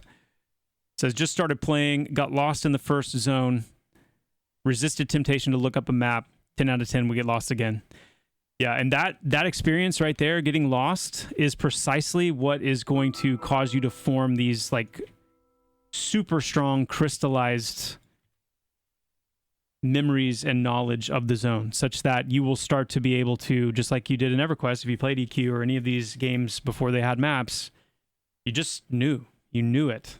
And you know them so well that I could even go back and go into an EverQuest zone today that I haven't been in for a decade and still get through it, because that's how you learned it. There's something really cool about that.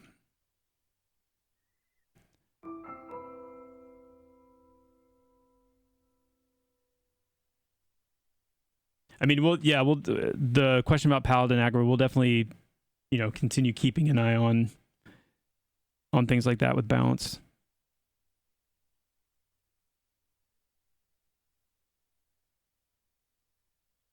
Did I see Kungan was playing? No. Let me look upon this with my own eyes. Luku the Mad, by the way, thank you so much for the Prime sub. Really appreciate that. Thank you. Hold on.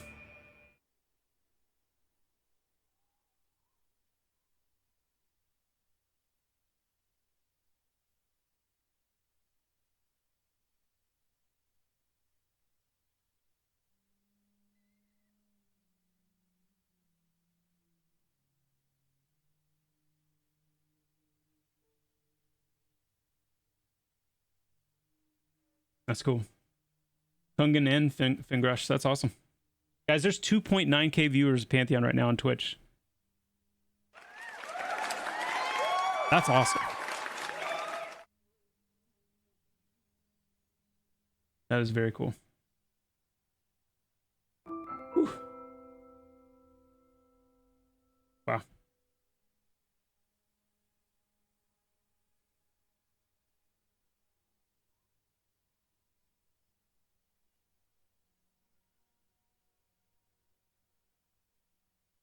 Yeah, Berserk, I know. Right on. I know, it's wild. And it's very exciting. I have an endless inner battle on the discovery aspects of this game. I love the idea, but with limited time, it can seem overwhelming. Well, and that is a very valid point. Like, you know, one of the reasons why MMOs have gone largely in the direction that they've gone is because of that. Because they've been designed to be much more, you know, accessible and bite size. Yeah, I'm talking about all streamers combined for the viewer total right now, which is really cool. But I totally get that. I totally get that conflict, and you know, so first of all, one of the things that we are trying to do is, even in light of the way this game is designed, we're trying to build it in a way, and there's some additional mechanics and things that we have planned to kind of contribute to this goal, but we're trying to build it in a way where you can play for a couple of hours and make meaningful progress, not only vertically, but also in some of these horizontal systems.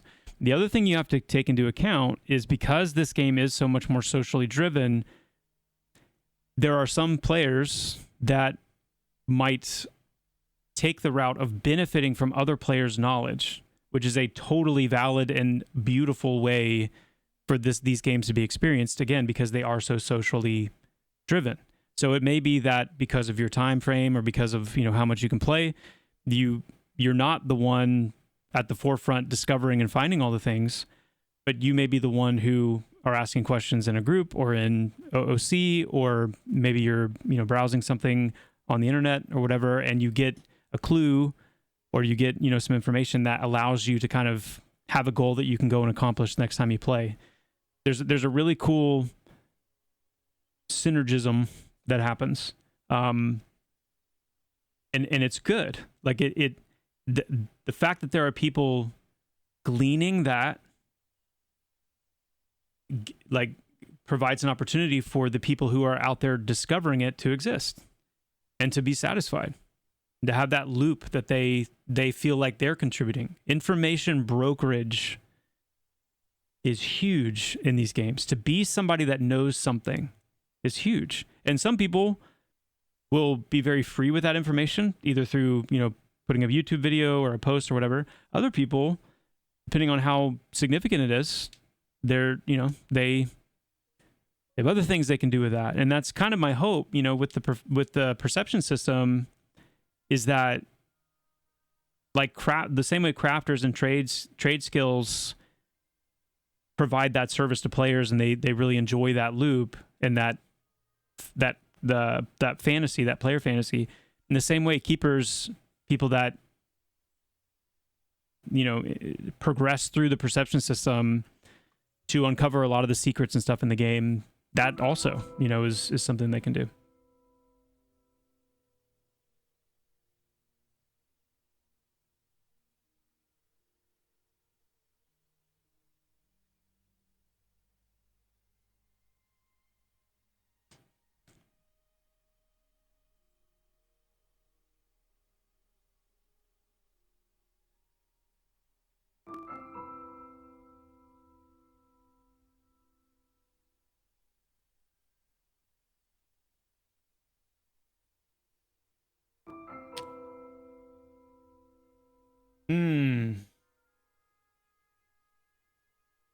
How do reckoning points? Reckoning points are generated just over time, and they take longer depending on the point. So the first point regenerates quickly, the second point takes longer, and the third point takes the longest.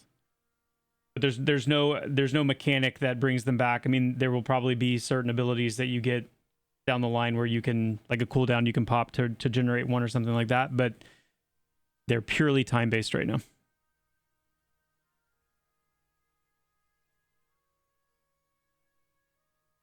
Joppa, speaking of groups, what are the chances we could convince you to look into enhancing the way group experience works rather than 6 member is free? Could you do every member adds a bonus to experience gained? Mm.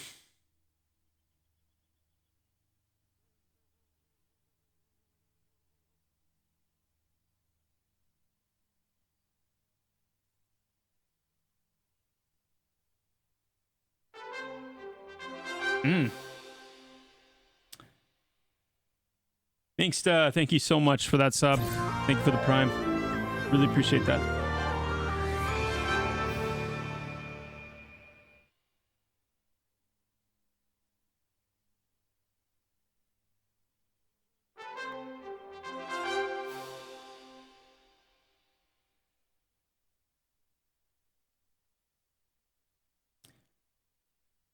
Hey, Cinder. My brain keeps wanting to say Cinderella, but I'm not reading it that way. Cinderleola. Thank you so much for the prime. Appreciate that. Hadouken. Thank you so much for the prime. Really appreciate that.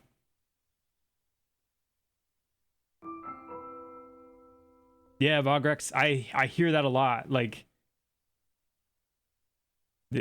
tasting it again is like, oh my goodness. You know, I didn't know like how much I've been kind of aching for an experience like this again. That's really cool to hear. There was a question I was going to answer, and then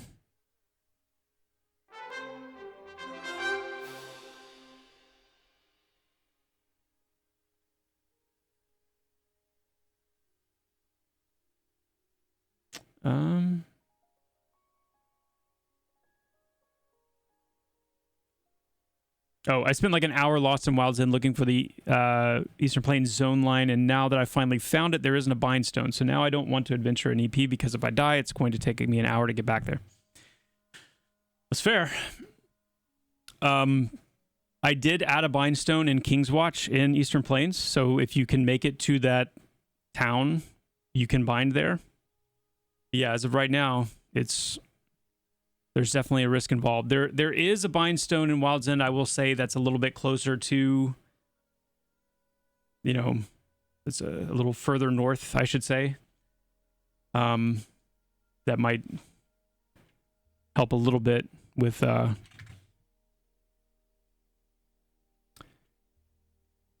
know, making it. But yeah, it's I mean, there's definitely a lot of risk involved right now.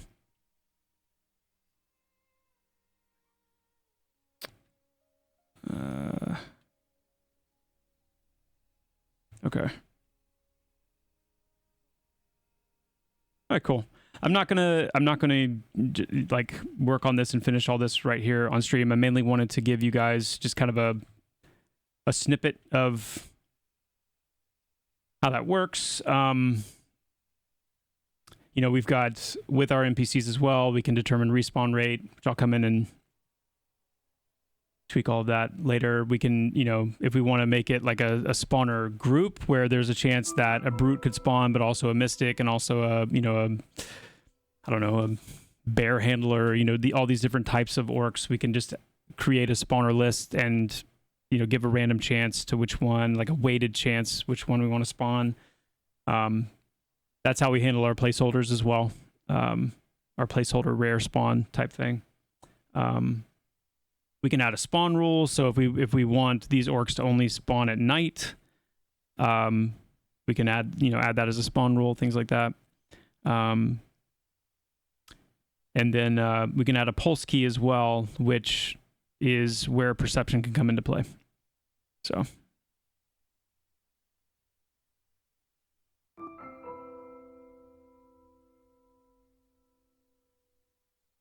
Uncle Jay, thank you so much for the prime. Ophion, thank you as well for the prime. Appreciate that so much. Is level degradation being added? Wait. Is the level degradation being added mean appropriate level groups will never get opportunities at names? I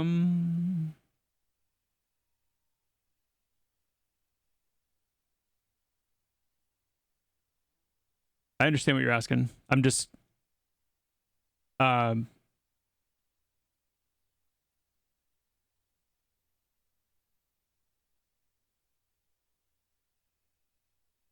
whenever this question is asked, you know, it makes me wonder, like,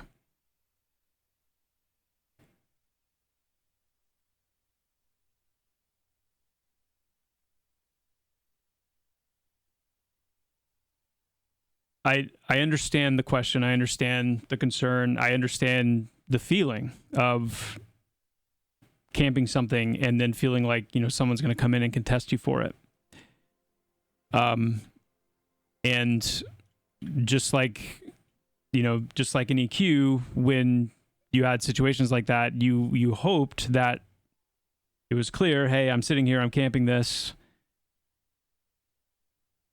Surely you're not, you know, coming in and just trying to rip it away. And yet those things did happen.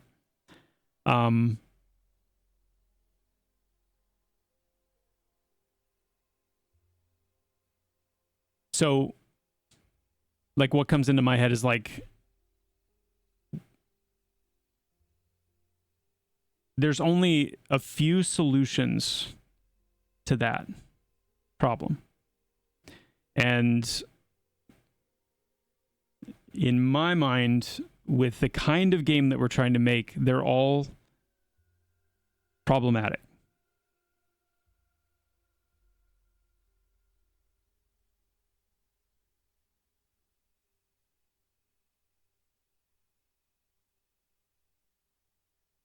Would you mind finishing your thoughts on group experience with potential to adding bonus XP per member?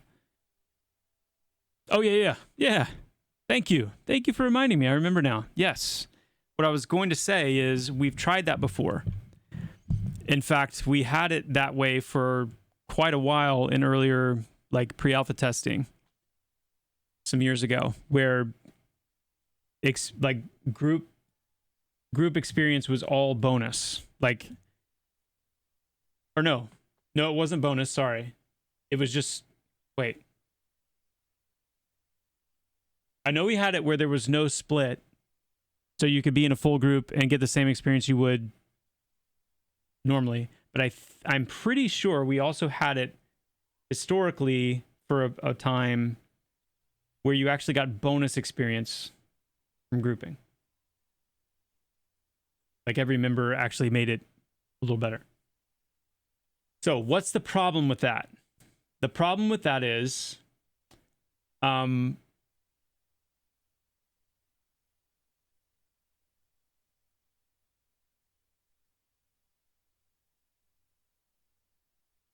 what is the problem with that?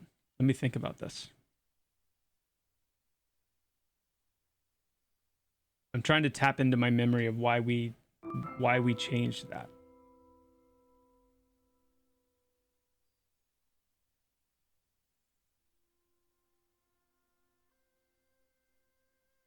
Put on my thinking music here.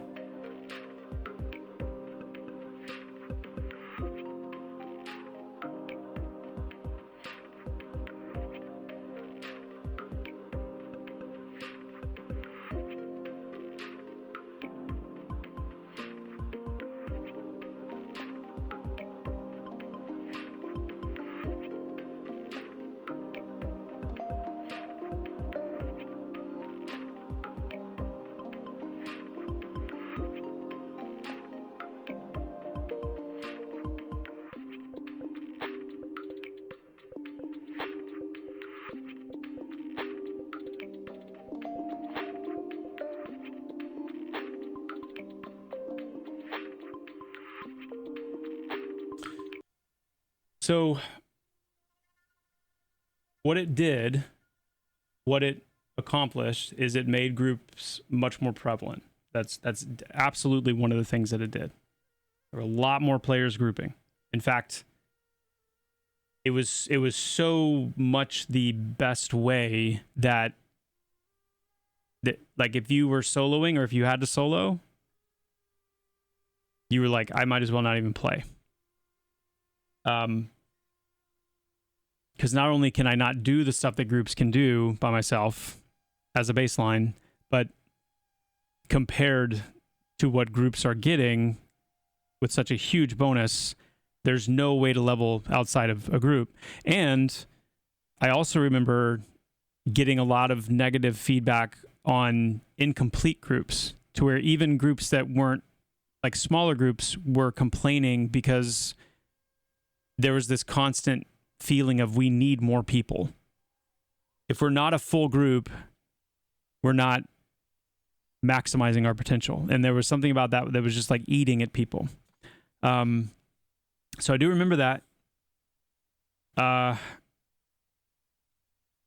it also, it came down in some ways to kind of like meditating, if you will, on why did the classic games do this?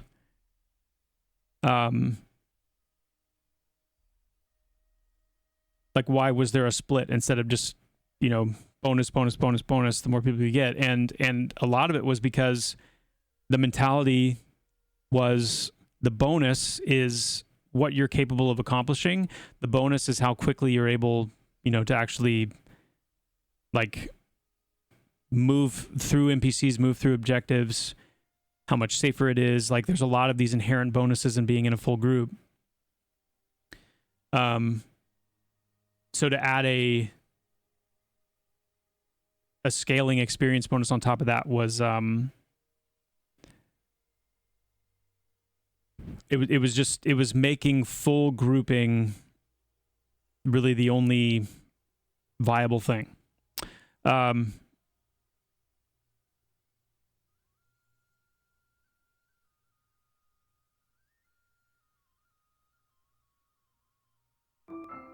Now, bear in mind, I do not think that group experience is where it needs to be right now. So I know some of these thought experiments and some of these questions and ideas are coming out of that place of like, it's not good right now.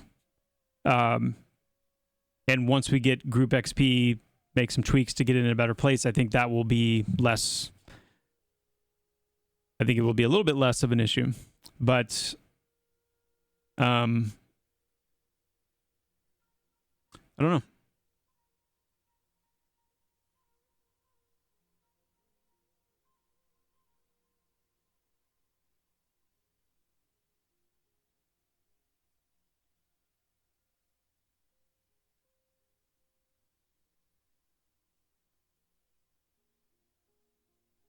Luke of the Mad, I noticed on your last stream that you mentioned needing music and things done related to the Bard class where audio design and things are concerned. Is the issue funding and resources and the priority for music being lower down the list? It is a cost. Like, it's definitely a cost. The idea with the Bard and what we want to do with the Bard is very much over and above and beyond kind of the way we're approaching sound effects for anything else. So that's part of the discussion right now. Like the initial meeting I had with PVL, with Vincent and Phil, was about like, here's how we want to incorporate music and instrumentation with the Bard class. Like, here's kind of the vision. But now it's about like, okay, in execution, how many minutes of music is that? How much, programming time needs to be devoted to like orchestrating all of this and making it all flow. And that's kind of where we're at now, is exploring like the cost and things like that. So.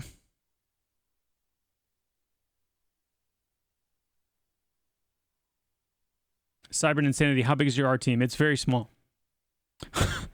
It's very small. We have let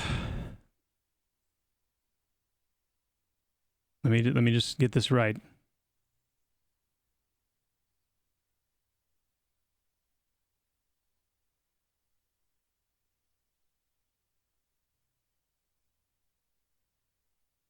We've got an environment artist, we've got a character artist.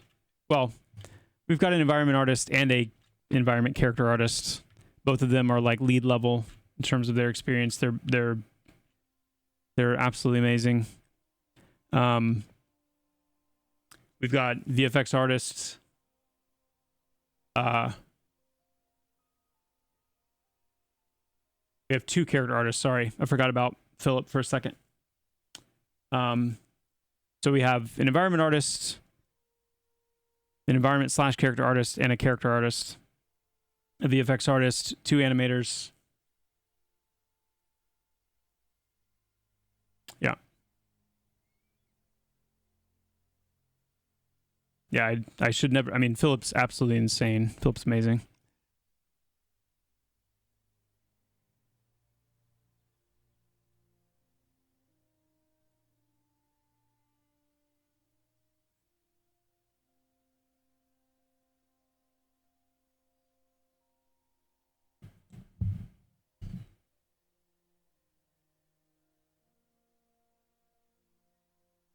It's a bug right now in the day-night transition. Sweet.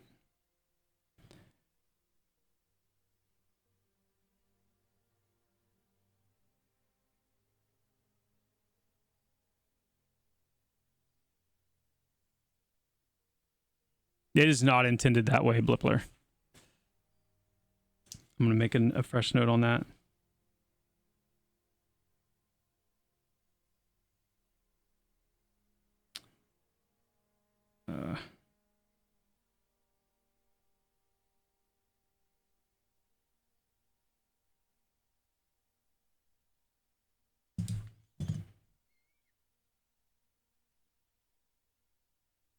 Why not hire people now that you have money?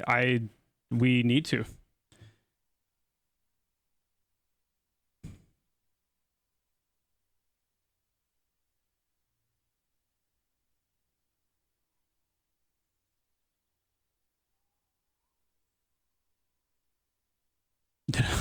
Did I edit the Dungeons and Dragons Player's Handbook? No, I did not.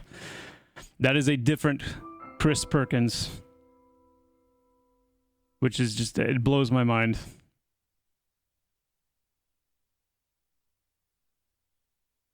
Hotfunk, yes. Yeah.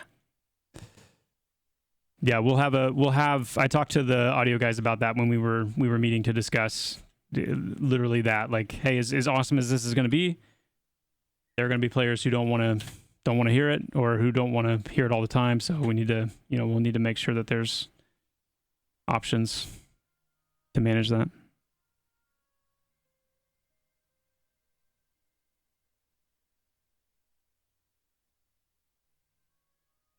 Any updates on when PvP server is dropping? It's looking right now I'm pretty confident that it's going to be in February. What I want us to commit to is to try and give a 2-week, like at least a 2-week heads up, so people can plan and prepare and all that. Maybe we can do more heads up than that, but at least a 2-week heads up. But it's looking like February. Yeah. We are getting more itemization, yes, soon. My hope was to get Hangor and the Gadai fort areas updated with itemization in time for the next patch, when the next patch is going to be. And we are trying to get as quickly as we can, guys, onto a patch schedule where, we have a specific day of the week that we are planning to patch, and the goal is to do it weekly.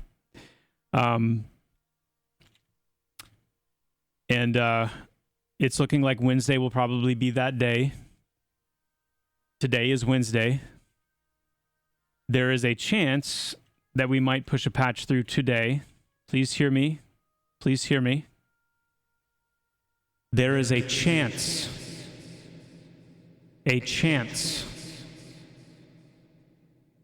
that we might push a patch through today.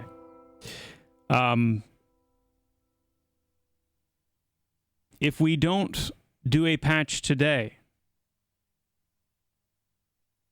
then we will patch next Wednesday. And the goal is for next Wednesday to be the beginning of that weekly rhythm. That is the goal.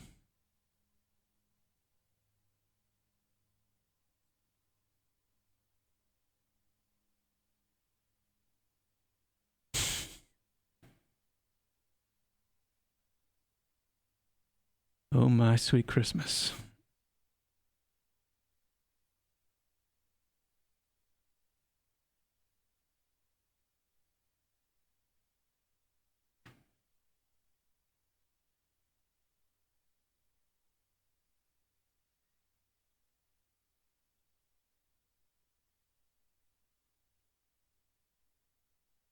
Any plans for the rainfall area or keeping this only in King's Reach? No, I mean there's two other continents. There's two other continents that need to exist: White Thaw and rainfall. No, the channel hype train has nothing to do with the chances of a patch, my friends. I can assure you of that.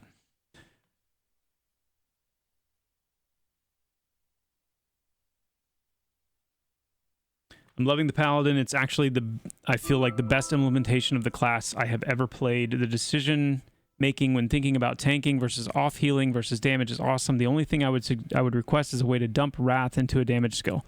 Huh. I can dump into a heal or some bolstering. Sometimes I have extra Wrath I'd love to put into damage. Okay. That's noted. We will take that into consideration.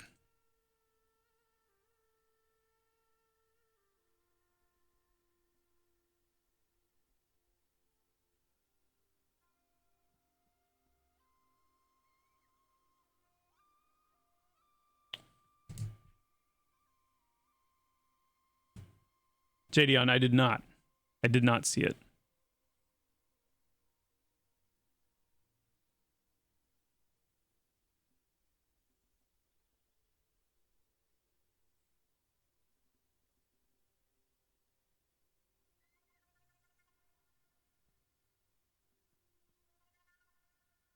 Zinuit, the status of shields. I mean, I know that in the itemization stuff I'm doing, especially the 20 plus stuff I'm focused on, there are 2 really good shields that exist that have just been added on top of what already existed. So I know there are definitely good shields. As far as like the crafting side of the shield equation, I can't speak to that because I'm not sure where Neff has those sitting right now.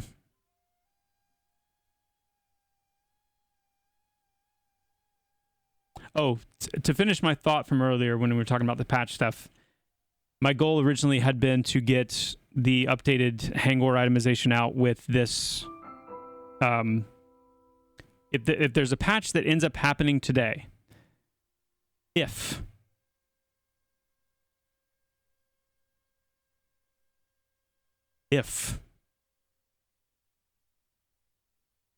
then it will be incomplete. Some of the Hangor itemization will go through. And then the rest of it will go through next Wednesday. If we don't end up having a patch today, which we very, very well might not have a patch today. In fact, you might want to go ahead and plan on it not happening so that you can keep your expectations under control. Then next Wednesday, will include, I'm pretty confident by next Wednesday, all of the rest of the itemization work will be done by then. So you guys won't have to wonder about that anymore. And then, along with the next patch, that's going to include the first pass of the penalties and the bonuses that come with being higher level than an NPC that you're fighting, which is a big one that we've been waiting on. Let me pull up the, let me look here and see.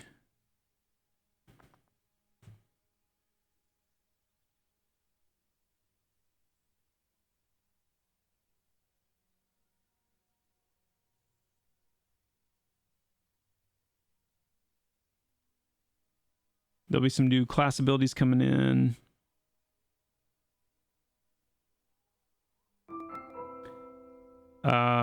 Including a fix to monk staffs. So they should not have the, they won't have the 50% reduction in the second hit anymore. It'll be a full damage hit.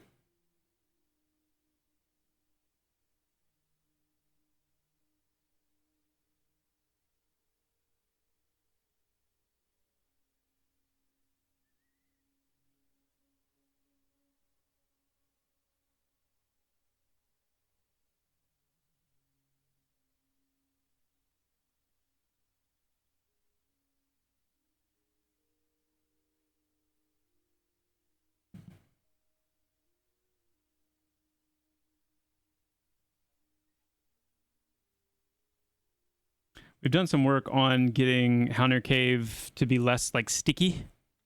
We still have an issue with like some of the walls in there, but a lot of people are getting stuck on like stalactites and mushrooms and things like that. So that should be done some improvements in there as well. But a lot of it will be in the form of like itemization updates,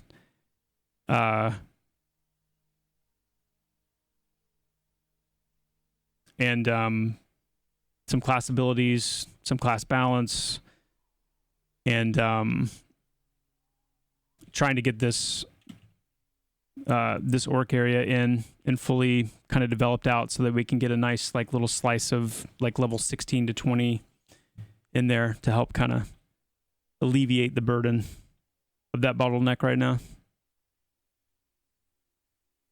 It'll be a mixture of solo and group in here, yeah.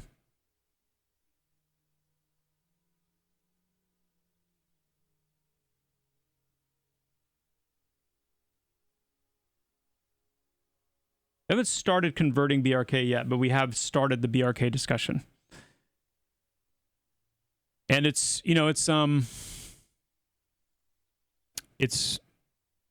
an interesting decision because we have to decide, we have to decide between moving forward with a completely new area or continuing to flesh out these areas that we're working on and that we've implemented and make them, more full, give them more depth, things like that. So, all right, I do want to switch over though to talking about some of the perception stuff.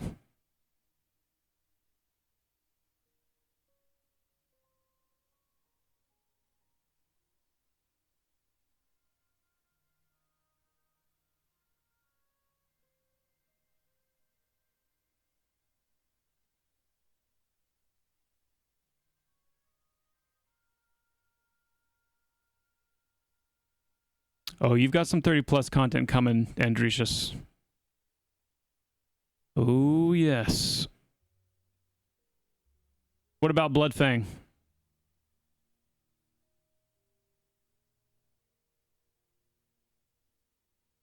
Monster Akos, why not actually work in the game instead of streaming? Isn't that a loss of time? So whenever this question is asked, I understand the question. I do. My response to that is I hope that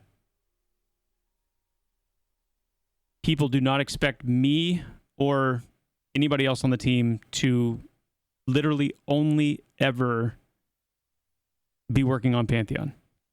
Some of us have done that.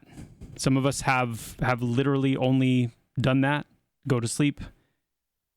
The wee hours of the morning after working on Pantheon all day, wake up in the, early wee hours of the morning again and get right back to it and work 16, 17, 18, 19, 20 hours a day. And there are times when we still do that. I will tell you right now, leading up to the launch of EA, it was crazy. So what this stream is it's an opportunity for me to do something that I really enjoy, which is streaming, which is connecting with the community, and still incorporate work on the game, discussion about the game, getting feedback on the game, while technically in my own personal kind of downtime. One of the difficult things about game development is that, and you'll hear this a lot when you hear about burnout in the industry and just crunch culture and various things. There is a tendency, especially in remote work, to just always work. I'll wait on the ads. I'll wait on the ads.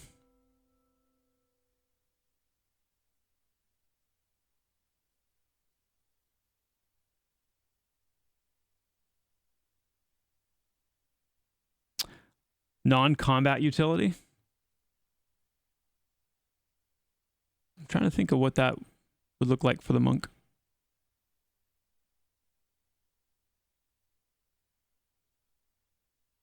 They do pick the best times. They do. They know. Ads know exactly when to hit.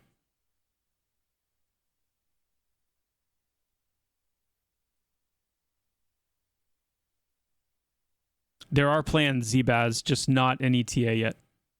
Yeah.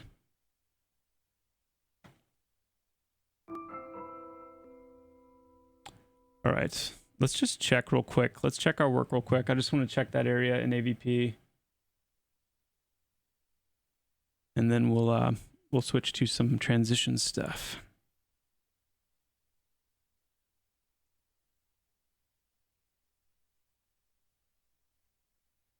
Is it intended that the instant cast buff from mezzing a target gets applied if the mob resists the mez?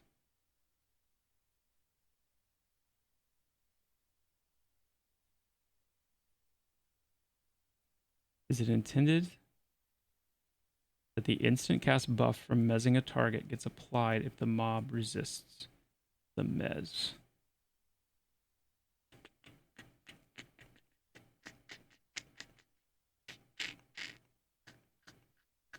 I need to take a look. So I make sure that it sounds like it might be one of those problems where the graph is set up to not like check for an actual hit. So it just applies it anyway. But I just want to double check.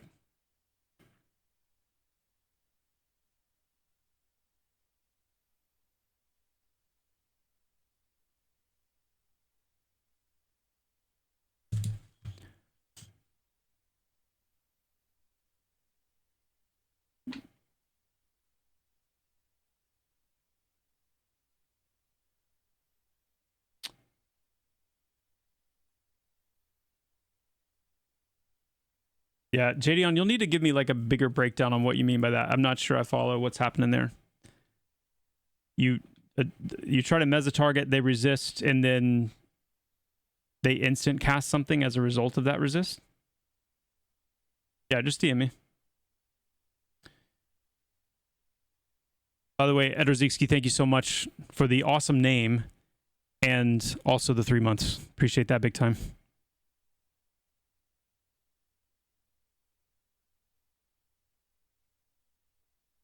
Not yet, Kryben.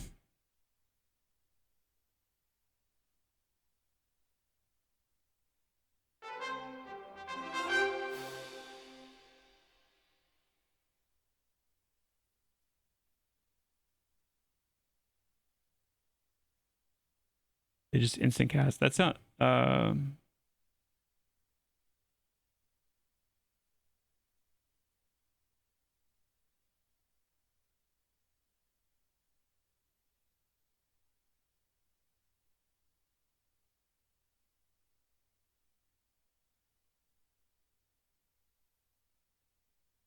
Oh, I see. Okay. I think I know what you're talking about now. I think I know what you're talking about now. I will check.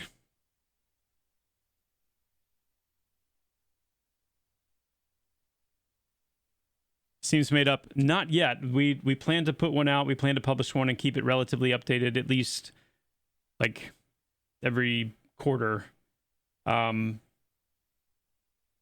But I don't have an ETA on when we're going to publish the first one yet.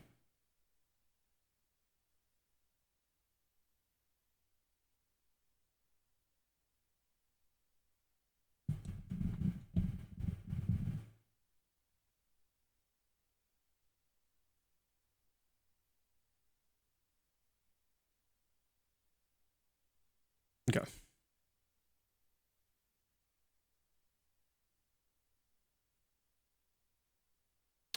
Ran away. No, that is not in the next patch.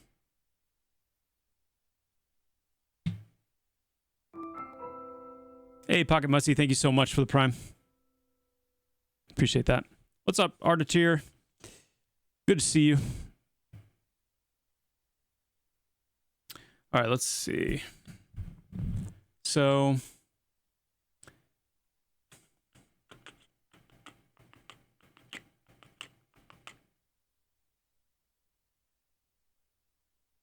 let me switch my server over to AVP.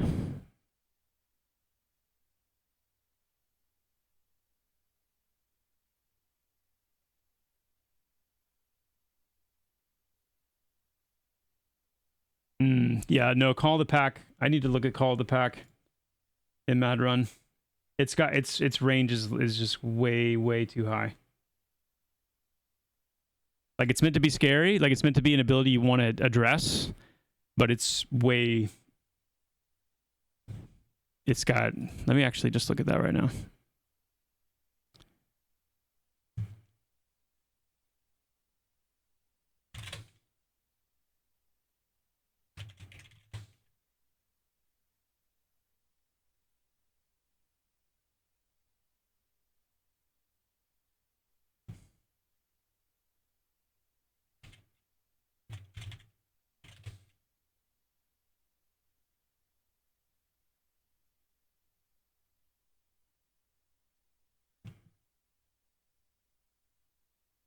Woo.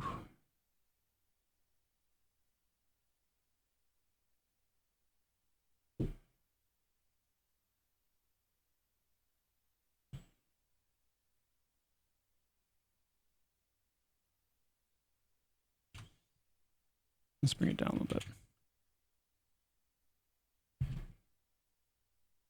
Okay.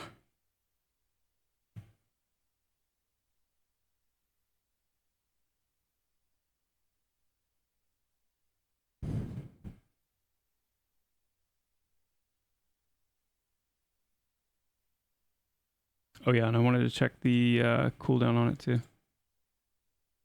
Now, casting it back to back. Oh, do you mean, so when you say why is it casting it back to back, like while it's being interrupted? So you try to interrupt it and then it just immediately casts it again? Is that what you mean?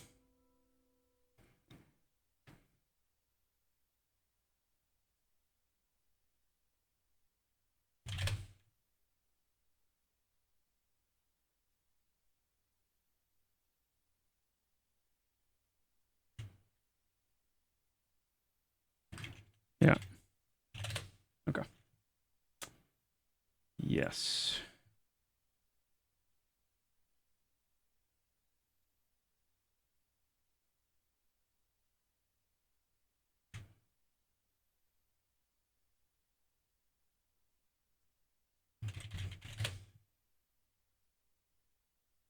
Boom. Fixed. Done.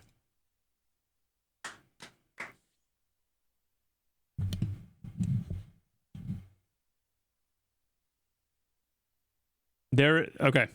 All right. お前はもう死んでいる。 What I said is, there's a chance that there might be a patch today.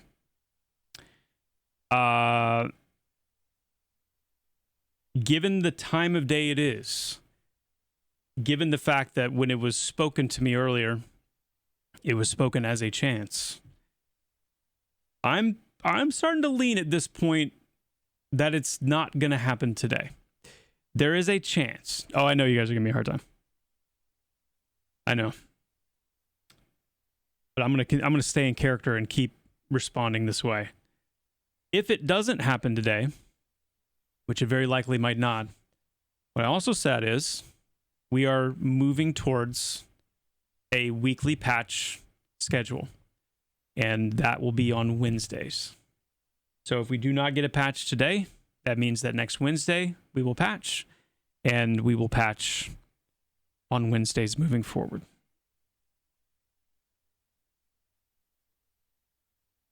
So you're saying there's a chance. You're saying there's a chance. Vander, you had a question earlier. You said something like, hey, while you're in there, what did I miss?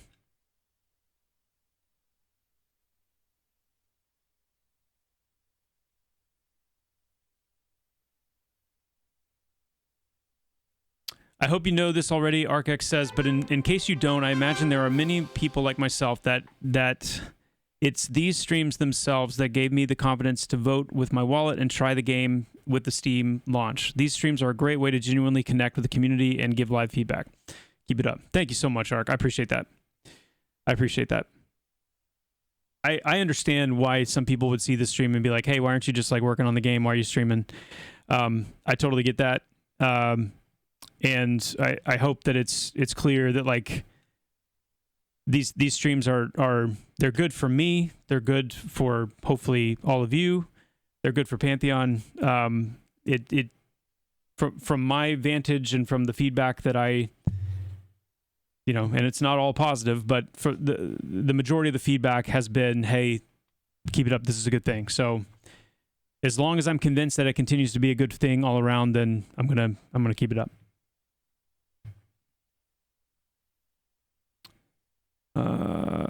Okay, Vandred, what did you say? The levels of Lydra and Brood Watcher, they are 5 to 7 levels higher than the spiders.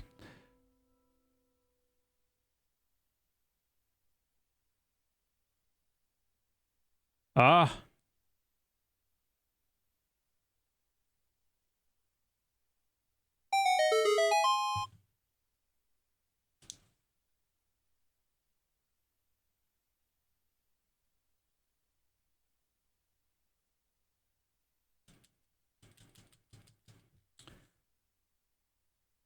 It's because the spiders in the hatchery are not meant to be the orphans. They're meant to be the mad runs. The higher level ones.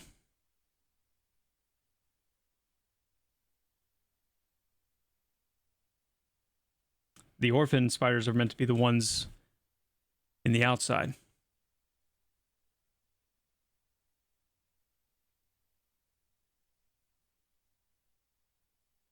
Got it.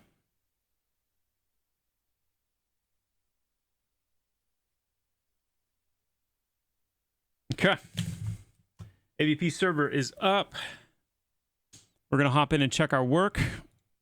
Just make sure everything is looking good so far.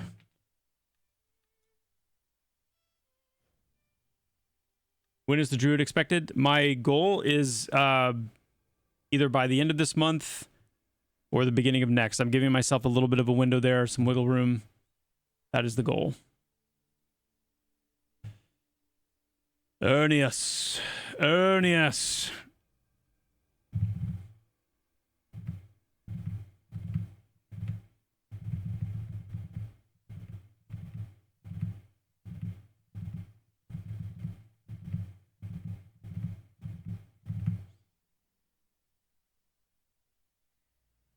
Well.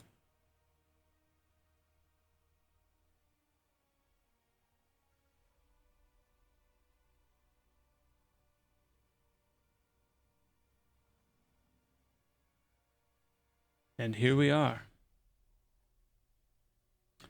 All right, so let's do.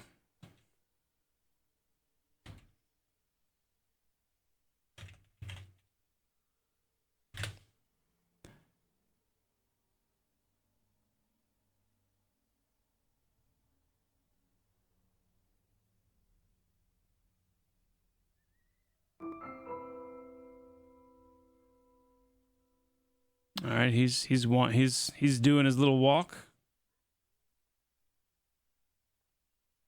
Good to see.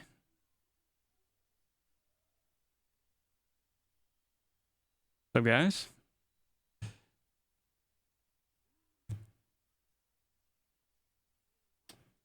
A little bit of anti-aliasing going on here. Let's watch his wander routine real quick. So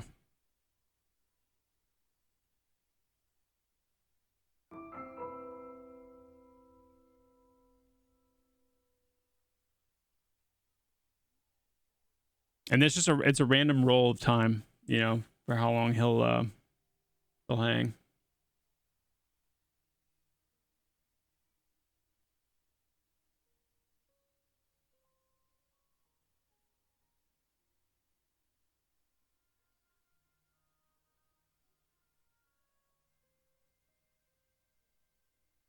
Nice. That was a good long wander. That's good. So you can I think we set it to like 6 to 16 or 8 to 16 meters, something like that.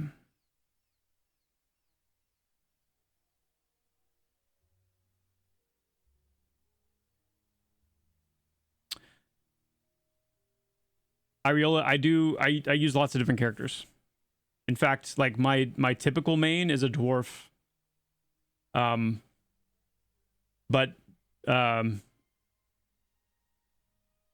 some of these characters I'll just make quickly, and since human is the default choice, I won't even bother changing it. Yeah.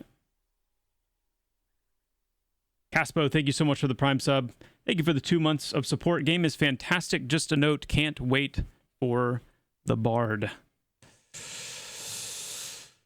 Heard. I also want to see what this looks like at night too. Yeah, okay.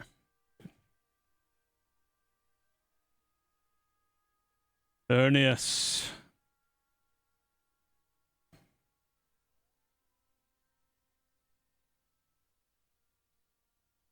Yeah, this area is going to be really good once we get it in. We get some wildlife in here too. It's going to be really nice. It's a nice big open area. I like it. Okay, sweet. Tatin, yes. Yes, halflings will be able to be druids. Yes, we do have plans for night vision. Both innate night vision and also night vision that can come through items, buffs, things like that. Why is the moon an image of Earth's moon? Am I being too much? No, you're not being too much. The moon is definitely placeholder. In fact, Terminus has 2 moons, which back when we actually decided that, it felt more novel than it does now. I feel like every game has 2 moons now. But it does, lore-wise, have 2 moons. And one of them is heavily damaged and will be visibly heavily damaged. That's no moon.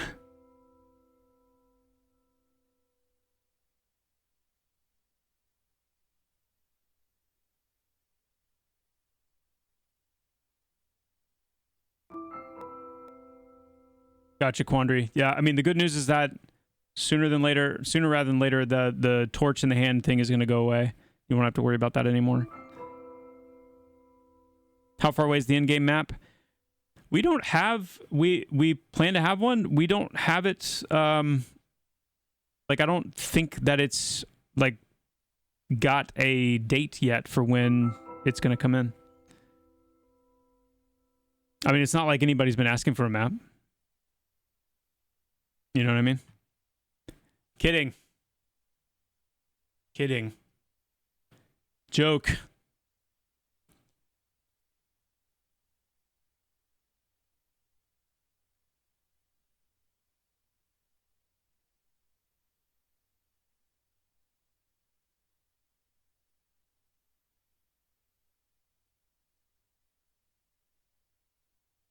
Grump Tech, is there a lore-wise decision why halflings can be druids and not shaman?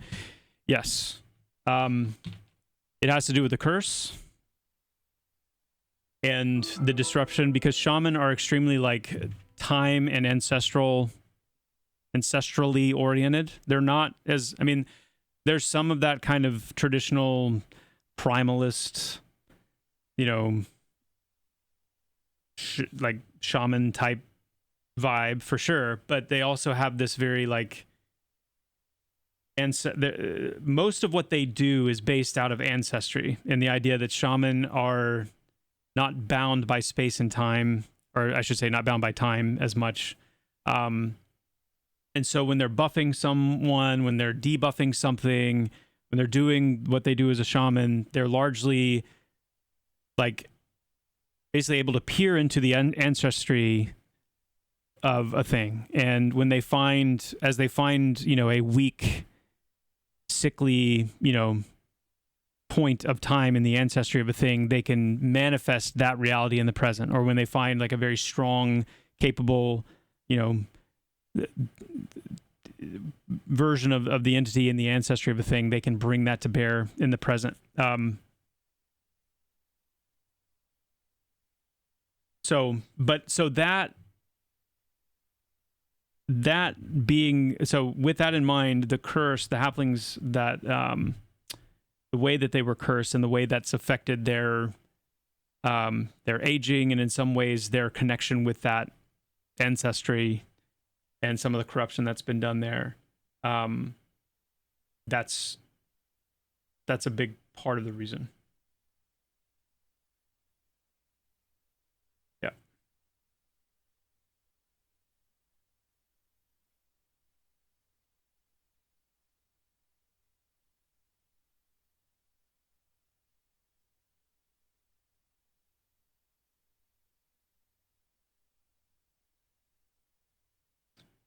I was in marching band and I did play the trumpet. Which means you either know me or I've talked about that on the stream before, which I think I have.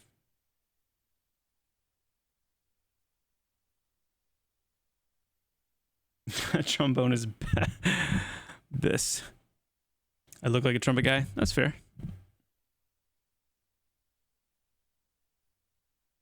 Triangle bis. All right. Oh, nice. Well, that's really cool. Yeah, you're right. You were correct.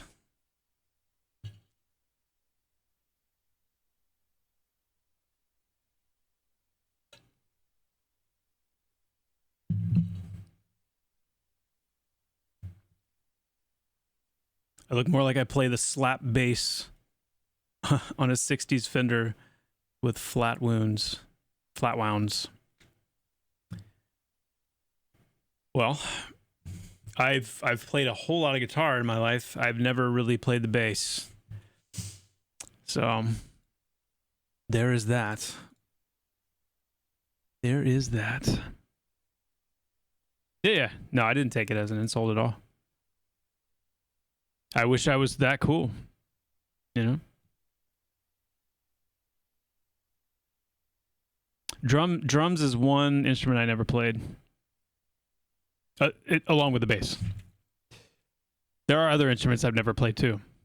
Drums are one of them. Yeah.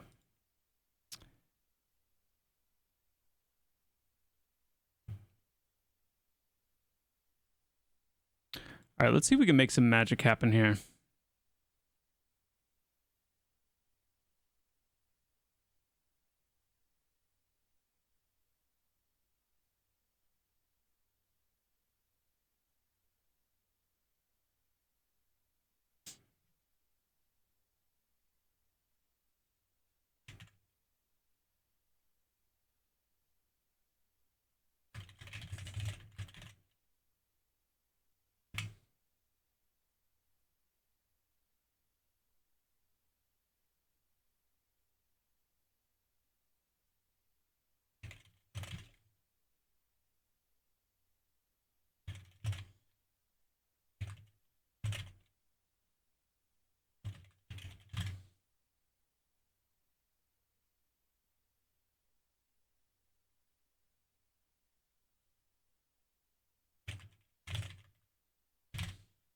We're gonna make a mysterious traveler.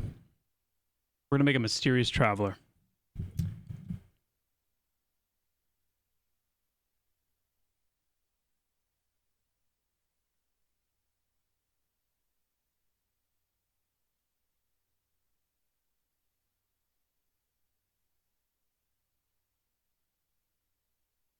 And let me see.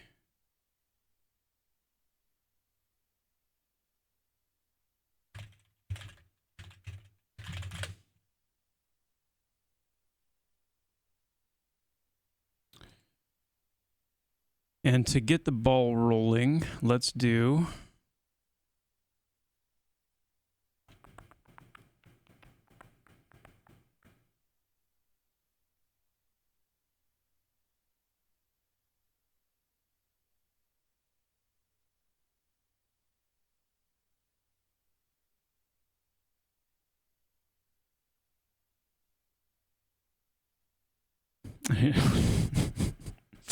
any chance we can stumble across a ghostly gopher NPC? Maybe. They're difficult to see. Are y'all doing anything about graphics optimizations for people who have seizures and or migraines, or just in general? We're definitely, like, graphics optimizations will be something that we work on when it comes to just performance all the way through. Things that are more in the realm of accessibility or accommodations or things like that, that's something that is on our radar. And I would include everything in there from like color blindness, what you're describing, even like localization, the language and things like that. That's all kind of on our, these are things we need to get done before launch roadmap, but I don't have an ETA for them yet. So, okay, let's do this. Let's do this.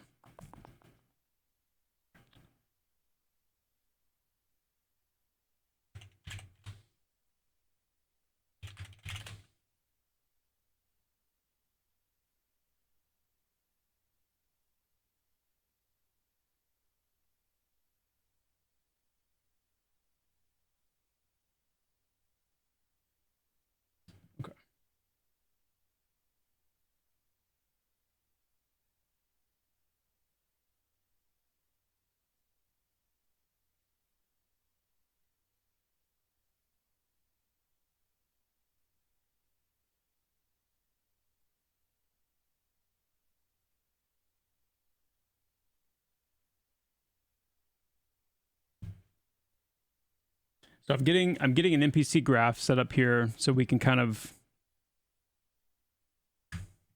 work on this a little bit together. It's going to be somewhat of an interactive exercise, chat.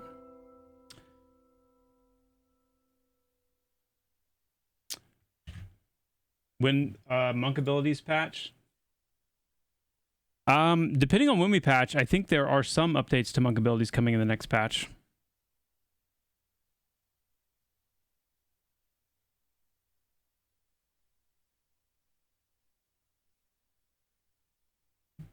You need to break out into teams. Get those knees ready. Those joints. Okay. So, first question. First point of interaction. Here we go. What class do we want this NPC to have a special like response to?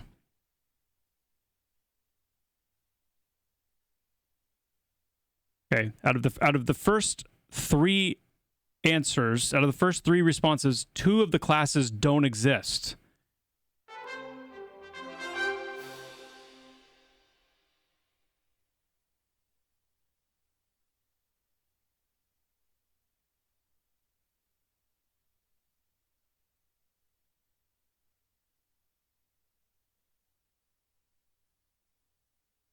Okay, here's what's going to happen. I'm going to look away. When I look back, the first class name I see is what we're going to do.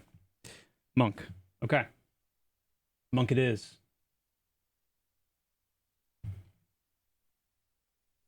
So,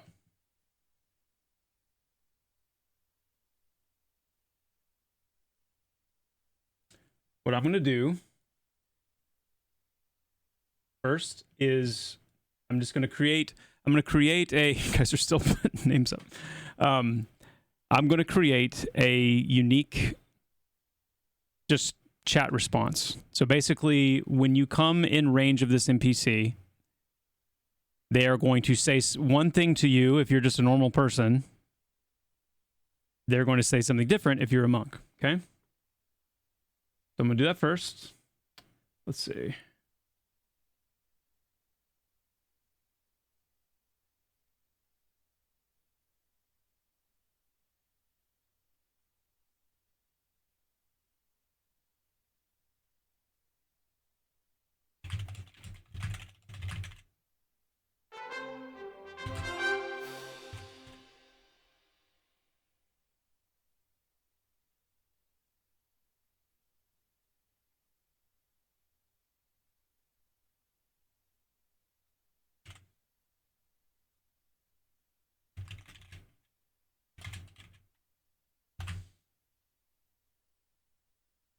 Just doing some lore crafting, some weaving of lore and verse and prose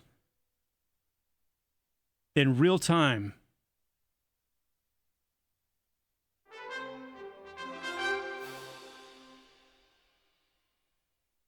Okay.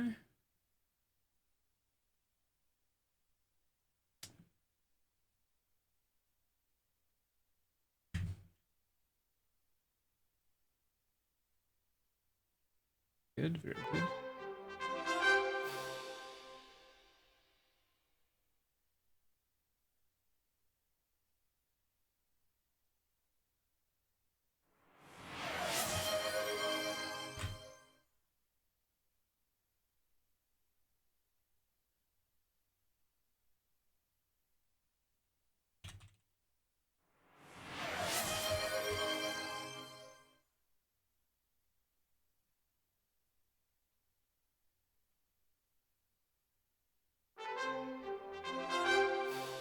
No.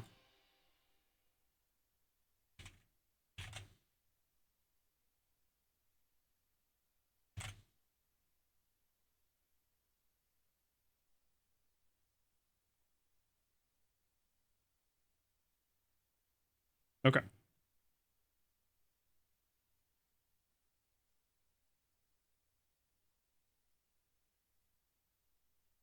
Now, let's go here.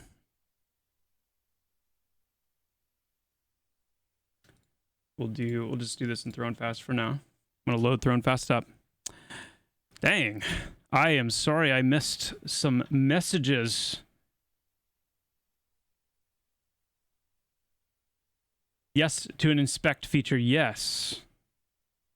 Combat, if we don't have the combat adjustment patch in today, it will be next Wednesday.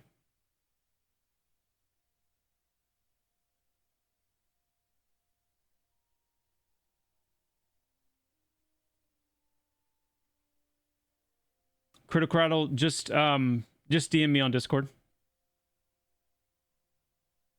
Just DM me on Discord. Hey, Keda Hayaku. Keda Hayaku. Keda Hayakasaru. Thank you for the Prime sub. Versac with the Prime as well. Puffin Duck, Rijaki, Crit. Thank you for the gifted sub, Crit. And H2O Amazing. Thank you so much for the tier 1 sub. Guys, thank you so much for the support. Thank you for being here. Thank you for hanging out. Okay, we're going to fly over to... Go over where good old Cal is here and Throne Fast. We're going to go here and we're going to place a mysterious traveler.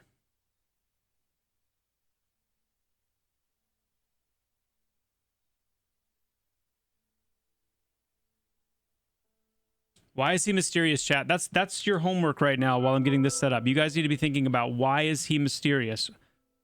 What is this person hiding?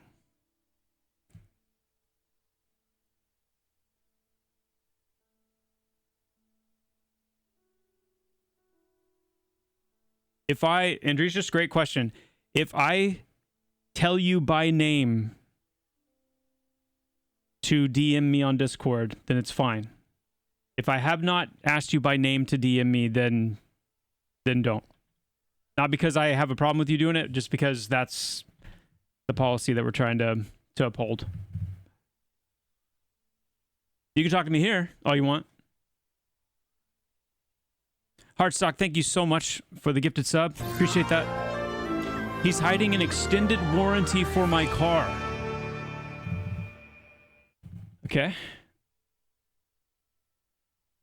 I mean, that's pretty good, I guess. Sending me the daily dad joke.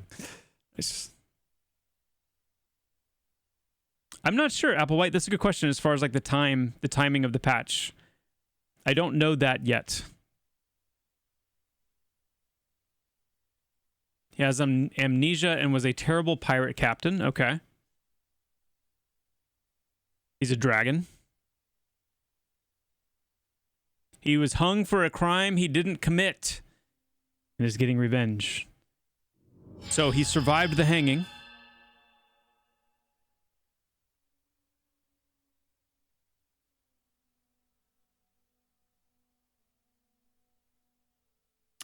Membership to a secret monk order.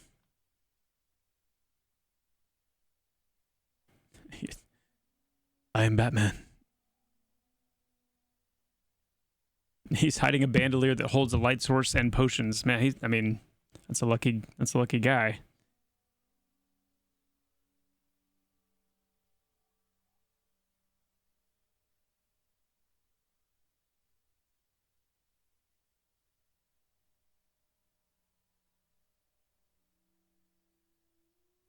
I will always read comments like this out loud. Toothpick says, well, this is an interesting find. It's nice to put a face behind the 10-year money grift that is Pantheon. Are you literally building the game future patches on Twitch? So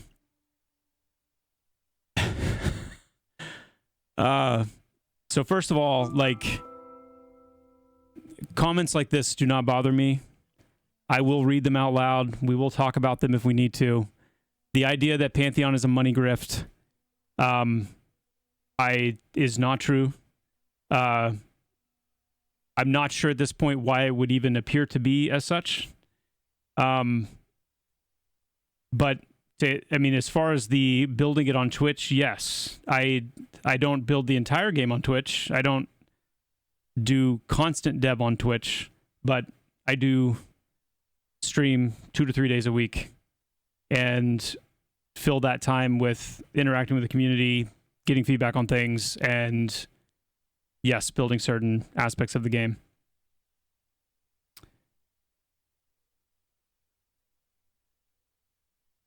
VIP that mod him. Mod this guy. Instant mod.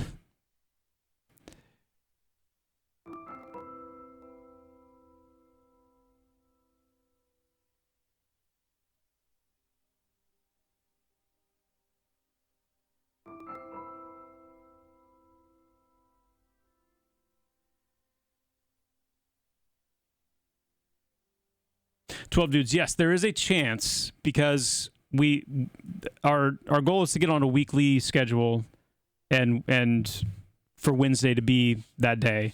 And so with some of the things that we want to get in to the game sooner than later, it would be ideal to get it into the game today as our first patch day. But it's looking less and less likely.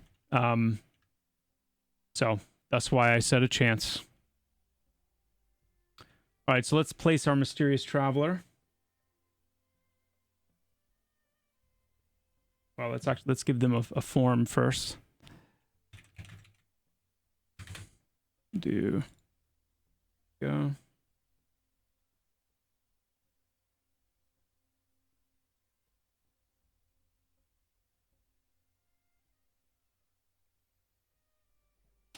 If the model doesn't show up here, then I will I'll restart this.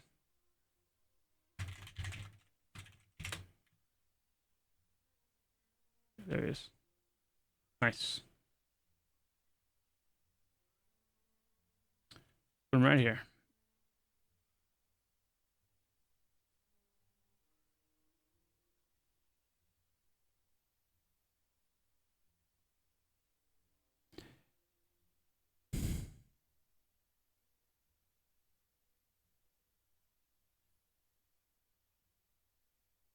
Yeah, Draken. Nice. That's cool. I've been wondering, like, or I've been curious, I should say, how long it will take people to pick up on that. And I've tried not to like emphasize it because I don't want I want it to be kind of an interesting thing that people find. But I'm glad to hear you found it. Okay.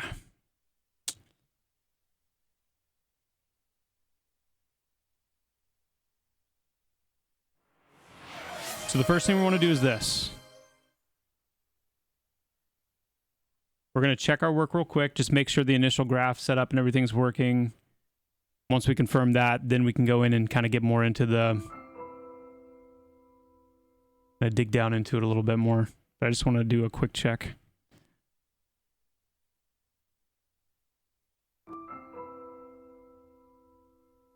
Okay. Anonymous Skipper with 5 gifted subs. Thank you so much. That's awesome. Thank you. Congrats.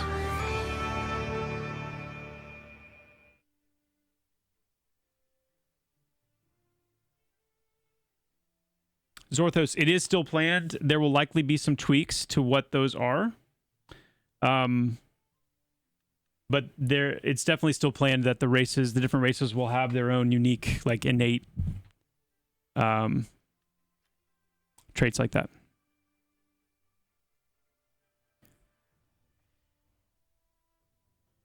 The fort itemization is coming in the same patch that the Hangor itemization will come in, so that'll be probably next Wednesday, as we're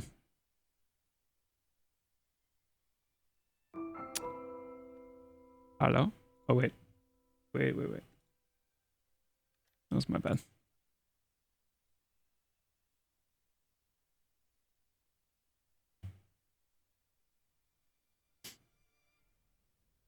Hey, what's up, Julia? I was wondering, in the future, when will we have new hairstyles? Will you also have a stylist NPC to make those changes so we don't have to create new characters? Yeah. We actually had a discussion today about the visuals and how both in the hairstyles and in the quality of some of the hairstyles, and then also armor visuals, weapon visuals, like that's becoming kind of a more of a pressing priority, because there needs to be cooler things to find and wear, and ways of looking cooler, and just having some variety in a lot of the equipment, which we don't have right now. But then also like hairstyles and skin color, and there's a lot we want to do there. So yes, better hairstyles, more variety. What? Surely it had time by now. Better hairstyles, more variety. That is definitely coming. I don't have an ETA yet on that, but like character creation and the customization it's the front door to the game, and so we want to improve it sooner than later.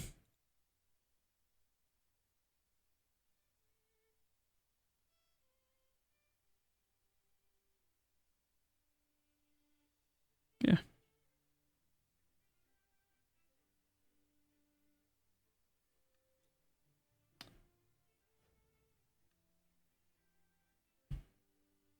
Oh, Ray Dill, you're talking about the I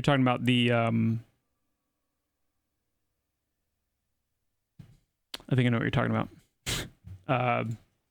Those are actually connected to the perception system.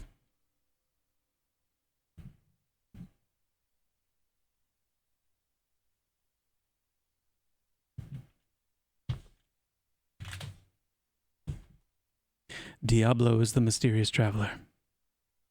I'm still live. I am. It's actually, we've gone about 3 hours now.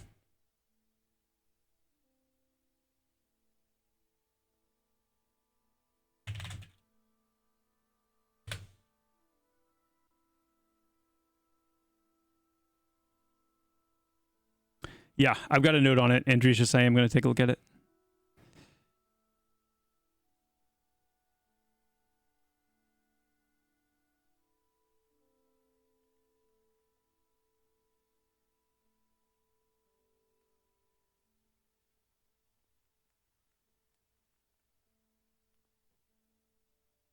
All right, let's wait for the server to reload. And what we're doing right now is we're just checking that the graph is hooked up. And the way we'll know it's hooked up is if once the mysterious traveler loads in, when we approach them, we should see a message. I am a warrior, so the message should be... That's correct.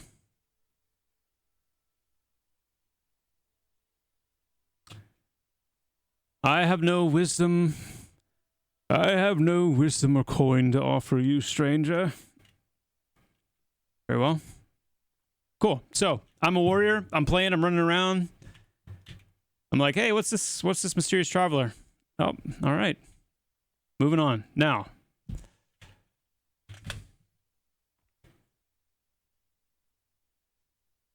What happens if we try it on a monk?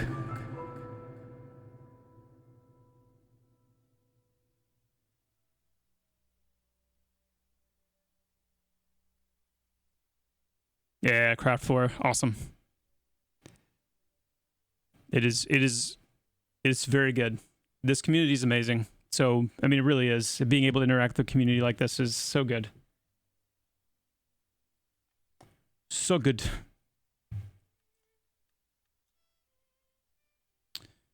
All right.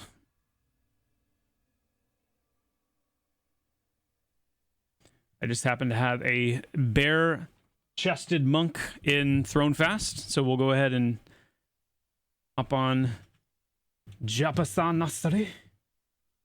So, what happens if I'm a monk?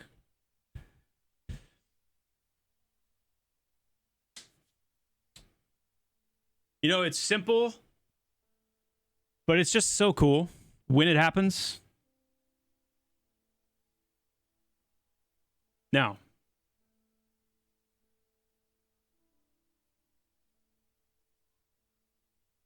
okay, let me think.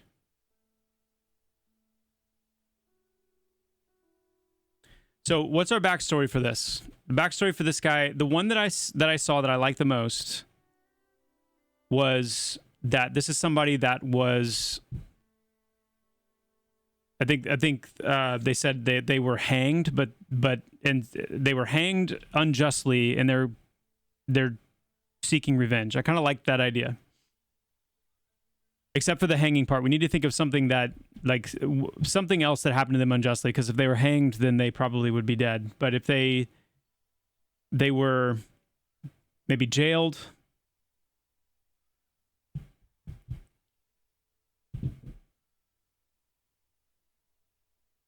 he was rezzed. Okay, he was exiled. He was exiled unjustly. He was boiled alive in yak milk. And now he's on a path of revenge. Can you blame the guy?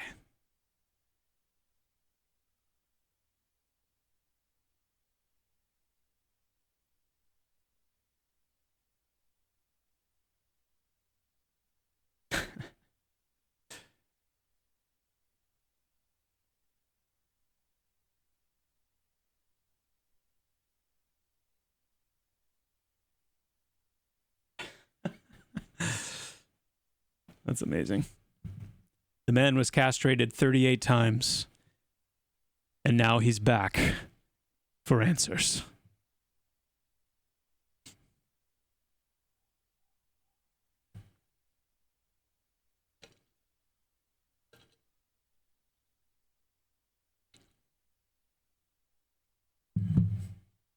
Oh, Siebsen, that's an interesting idea. So, yeah.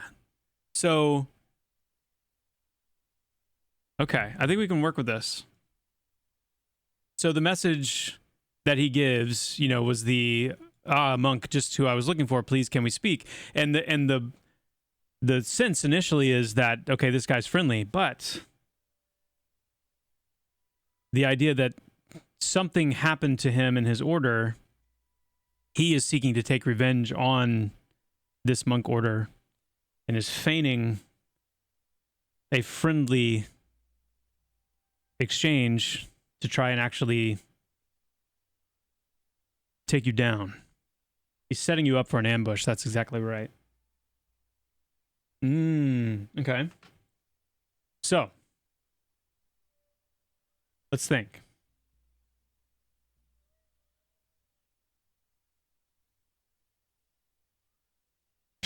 Yeah. Nothing says monk. Nothing says disciplined, meditative monk than plotting revenge.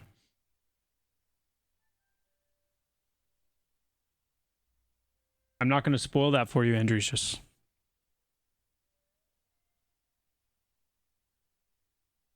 So from here, let's think of what we could do from this moment. So he wants to talk to us. So that's what we're going to do first, is we're going to set up our first bit of dialogue. And this is the first time we're going to do like a branching dialogue.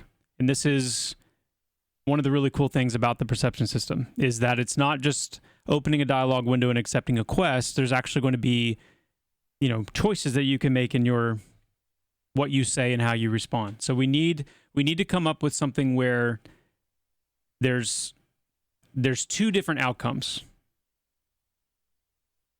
based on how you respond. So let's set that up.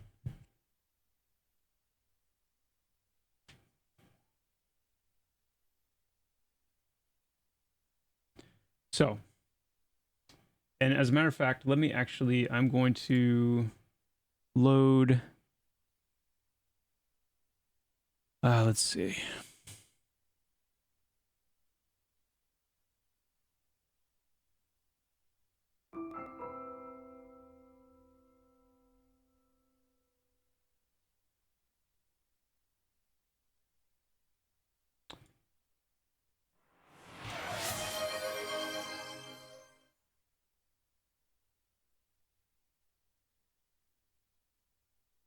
Let's do...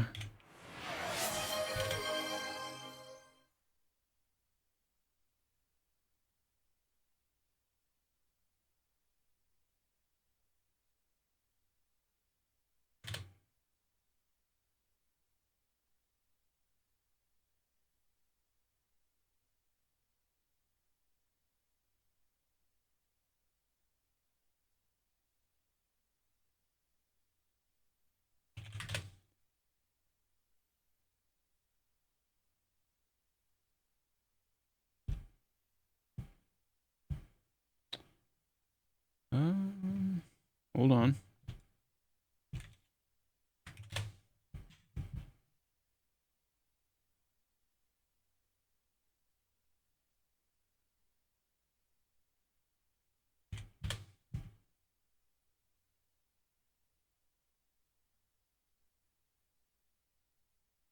There we go. Redbeard, thank you so much for those 2 gifted subs. Appreciate that. Thank you, my friend.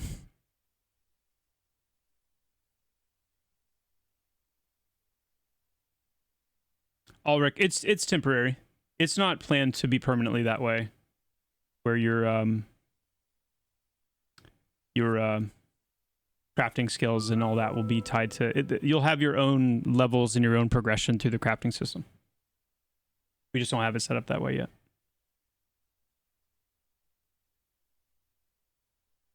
There you go. That's a great delusion. That's a great idea. Let's run with that. So the idea here is that you have a decision to make, and based on your decision, and again, you're not, that's the thing, like, you're not going to know this ahead of time. And that's part of what everyone needs to get comfortable with, if you can, with Pantheon. And that is, if we're going to have branching dialogue, if we're going to lean into this classic kind of, truly classic RPG approach, that means, like, there are going to be things you're going to make decisions on, and you might wish that you could go back and do it differently.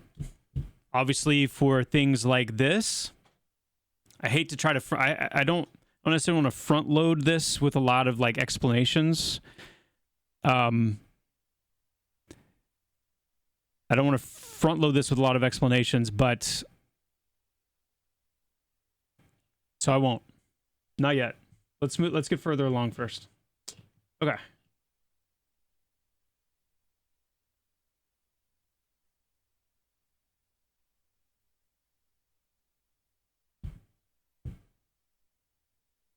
So we're going to do this. This.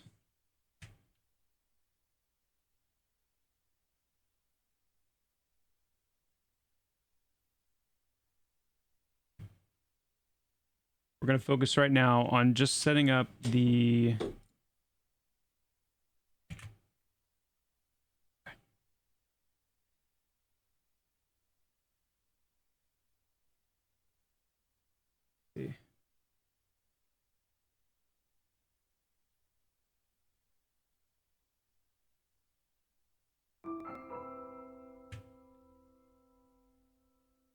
All right. Initial dialogue.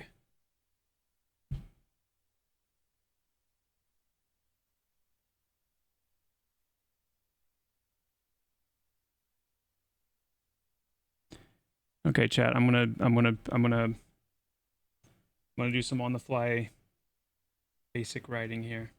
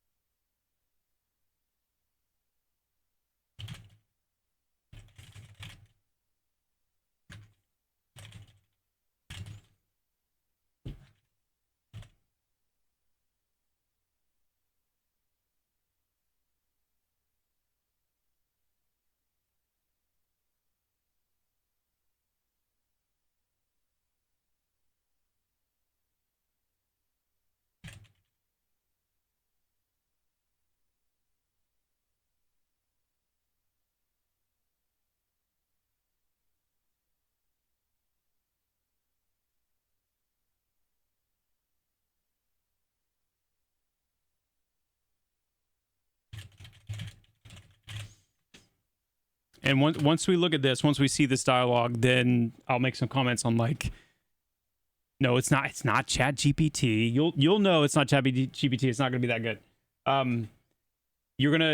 I'll show you this, and then we'll talk about like some of what like the textual stuff means, and you'll understand what I mean by that when we look at it. Here we go. What's the first words that he is going to say?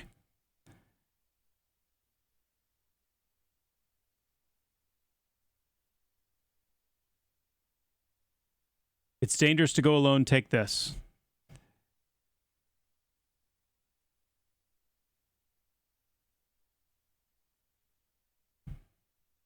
Taste my fists. Oh, chat. I was kind of thinking something a little bit more, you know, like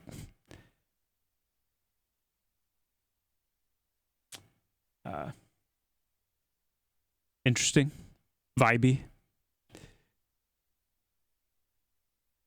Like something someone might actually say.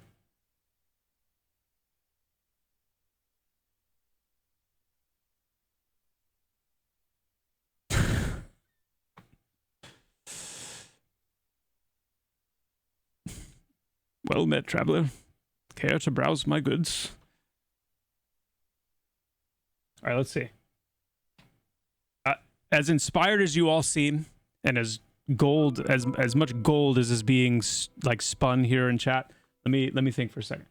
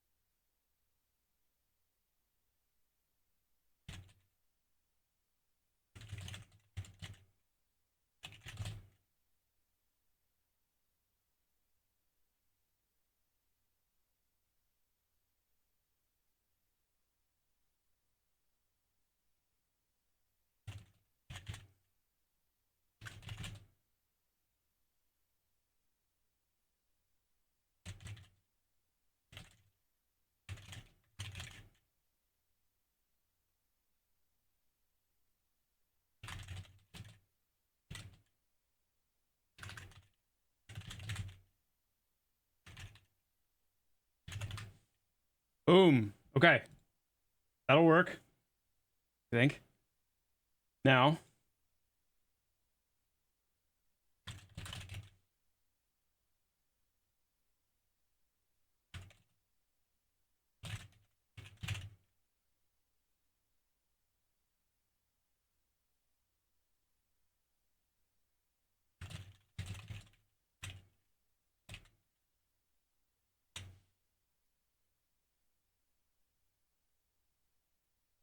Okay. Now, you know what I mean? You guys are reading all this, right? We're tracking. We're all tracking. Good.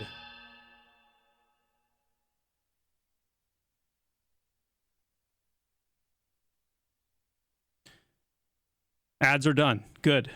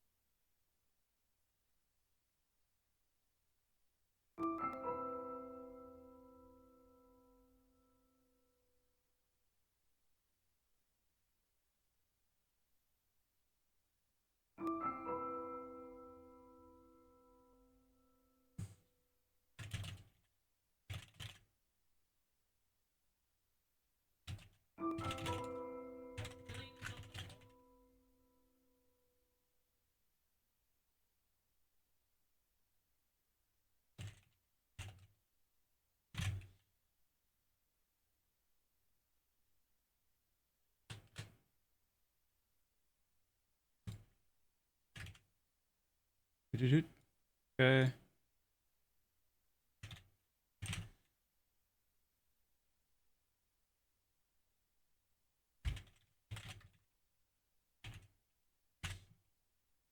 Almost ready.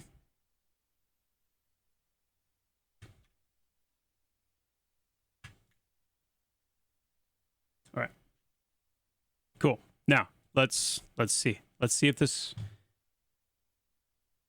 gives any of you the goosebumps.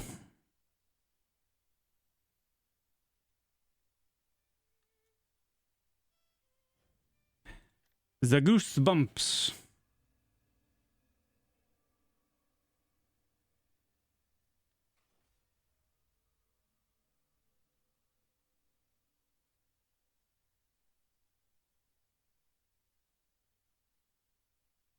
Why is your armor so ugly? Yeah.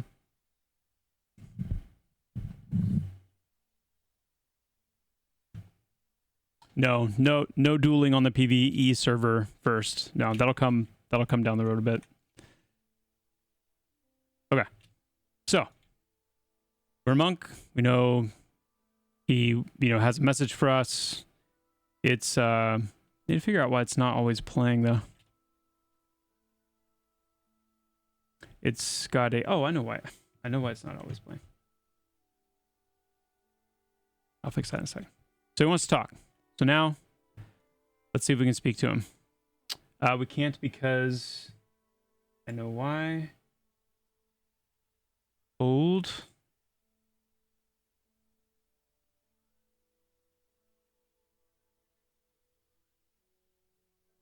Let's reset.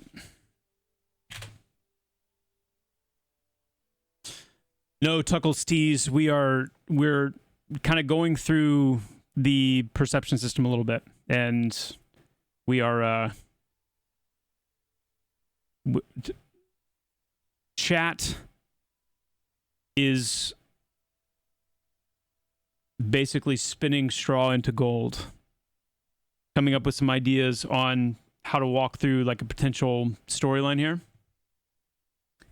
partly to develop something like this, but also as a chance to kind of show how this stuff works, because there's a lot of the community that's interested in this particular part of the game, seeing it come online, and just helpful for you guys to know kind of how we make this kind of content. I will say though, that I am developing some wife aggro right now. I don't have like a threat meter, but I can feel it. All right, let's see.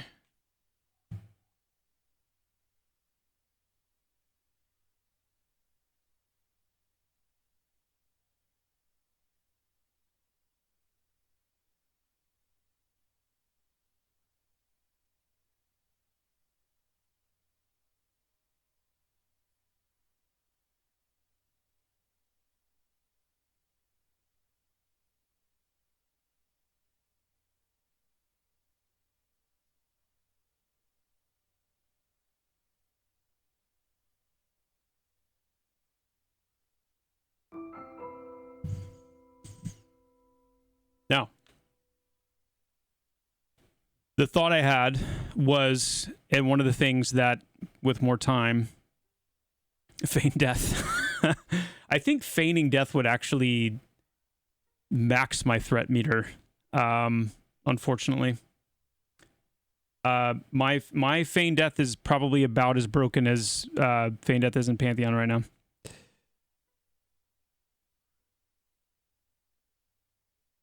Now, so here we go. We've got our so in Pantheon text, anytime you see italicized text inside of brackets, this is meant to be like an emotive. So these are things you're perceiving. This is information that's coming to you by way of just observation. And this just allows us to kind of paint, a little bit of a picture with words and whatnot. But you've got a branching dialogue here. So yeah, it's like the DM talking exactly. It's the same as like the perception pings that you'll get, that it's just kind of it's setting the table. It's giving you some flavor, some insight. And, in some cases, like what I tried to do very frailly here, but the idea that his eyes are moving back and forth quickly as he's beginning to speak, as this character kind of unfolds for you, little touches like that can be used to kind of, plant seeds, establish clues along the way, just through the emotive activity of what kind of person this might be. So I've got some options here. I didn't connect anything to the Twitch chat one, but if I choose yes, I am, then it'll take me to the next window. It's using the same chat prompts, because I'm doing this quickly. But also, if I say no, then I would have like a farewell, something in there, and you could close out the conversation. And then the key here is that, well, a couple things. Number one, he says to you, as you pass by, I couldn't help but notice the symbol on your headband. The reason I included that is because what I'll probably do is, because by the time you see this person as a monk, you've likely had some interactions with Grandmaster Komen. You may have done, a quest or two there. The idea could be that once you actually receive, finish a quest to receive a headband, that quest would flag you with a flag to actually make this person reach out. So we could create that continuity there of he's going to call out the headband once you've done that quest. So you may not need to have it equipped, but it's a way for us to say, you are a part of the Order of the Five Gates, or the Way of the Five Gates. He's going to recognize you based on that. And then from here, and that means you could be a monk, and maybe you'd still get like a special message from him, but you wouldn't necessarily be able to take this step unless you have progressed in the Way of the Five Gates a little bit. And then depending on which one of these you choose, that's going to flag your character for, a different outcome.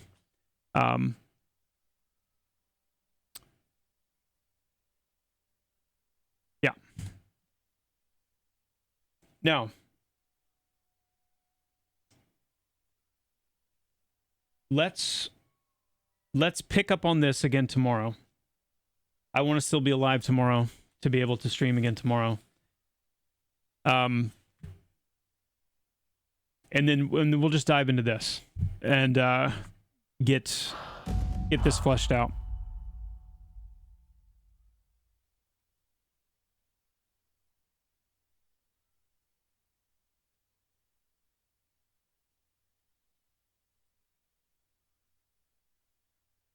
That's true. Thank you, Retired. That's a good reminder. I appreciate that. It's those reminders that help me sleep better at night. It truly is. Hey, Knight Rider, thank you so much for the raid. I am literally about to wrap up because my wife has dinner ready, and I've received many hints and encouragements to come eat. And I'd like to do that. This is unlocking memories of a dev video I watched way back from you guys. Nice. Good. Guys, this is the reason I wanted to do this on stream. I mean, it should be clear why I can't do a whole lot of this on stream, because there's just, obviously this is spoiler. This is the epitome of spoilerage.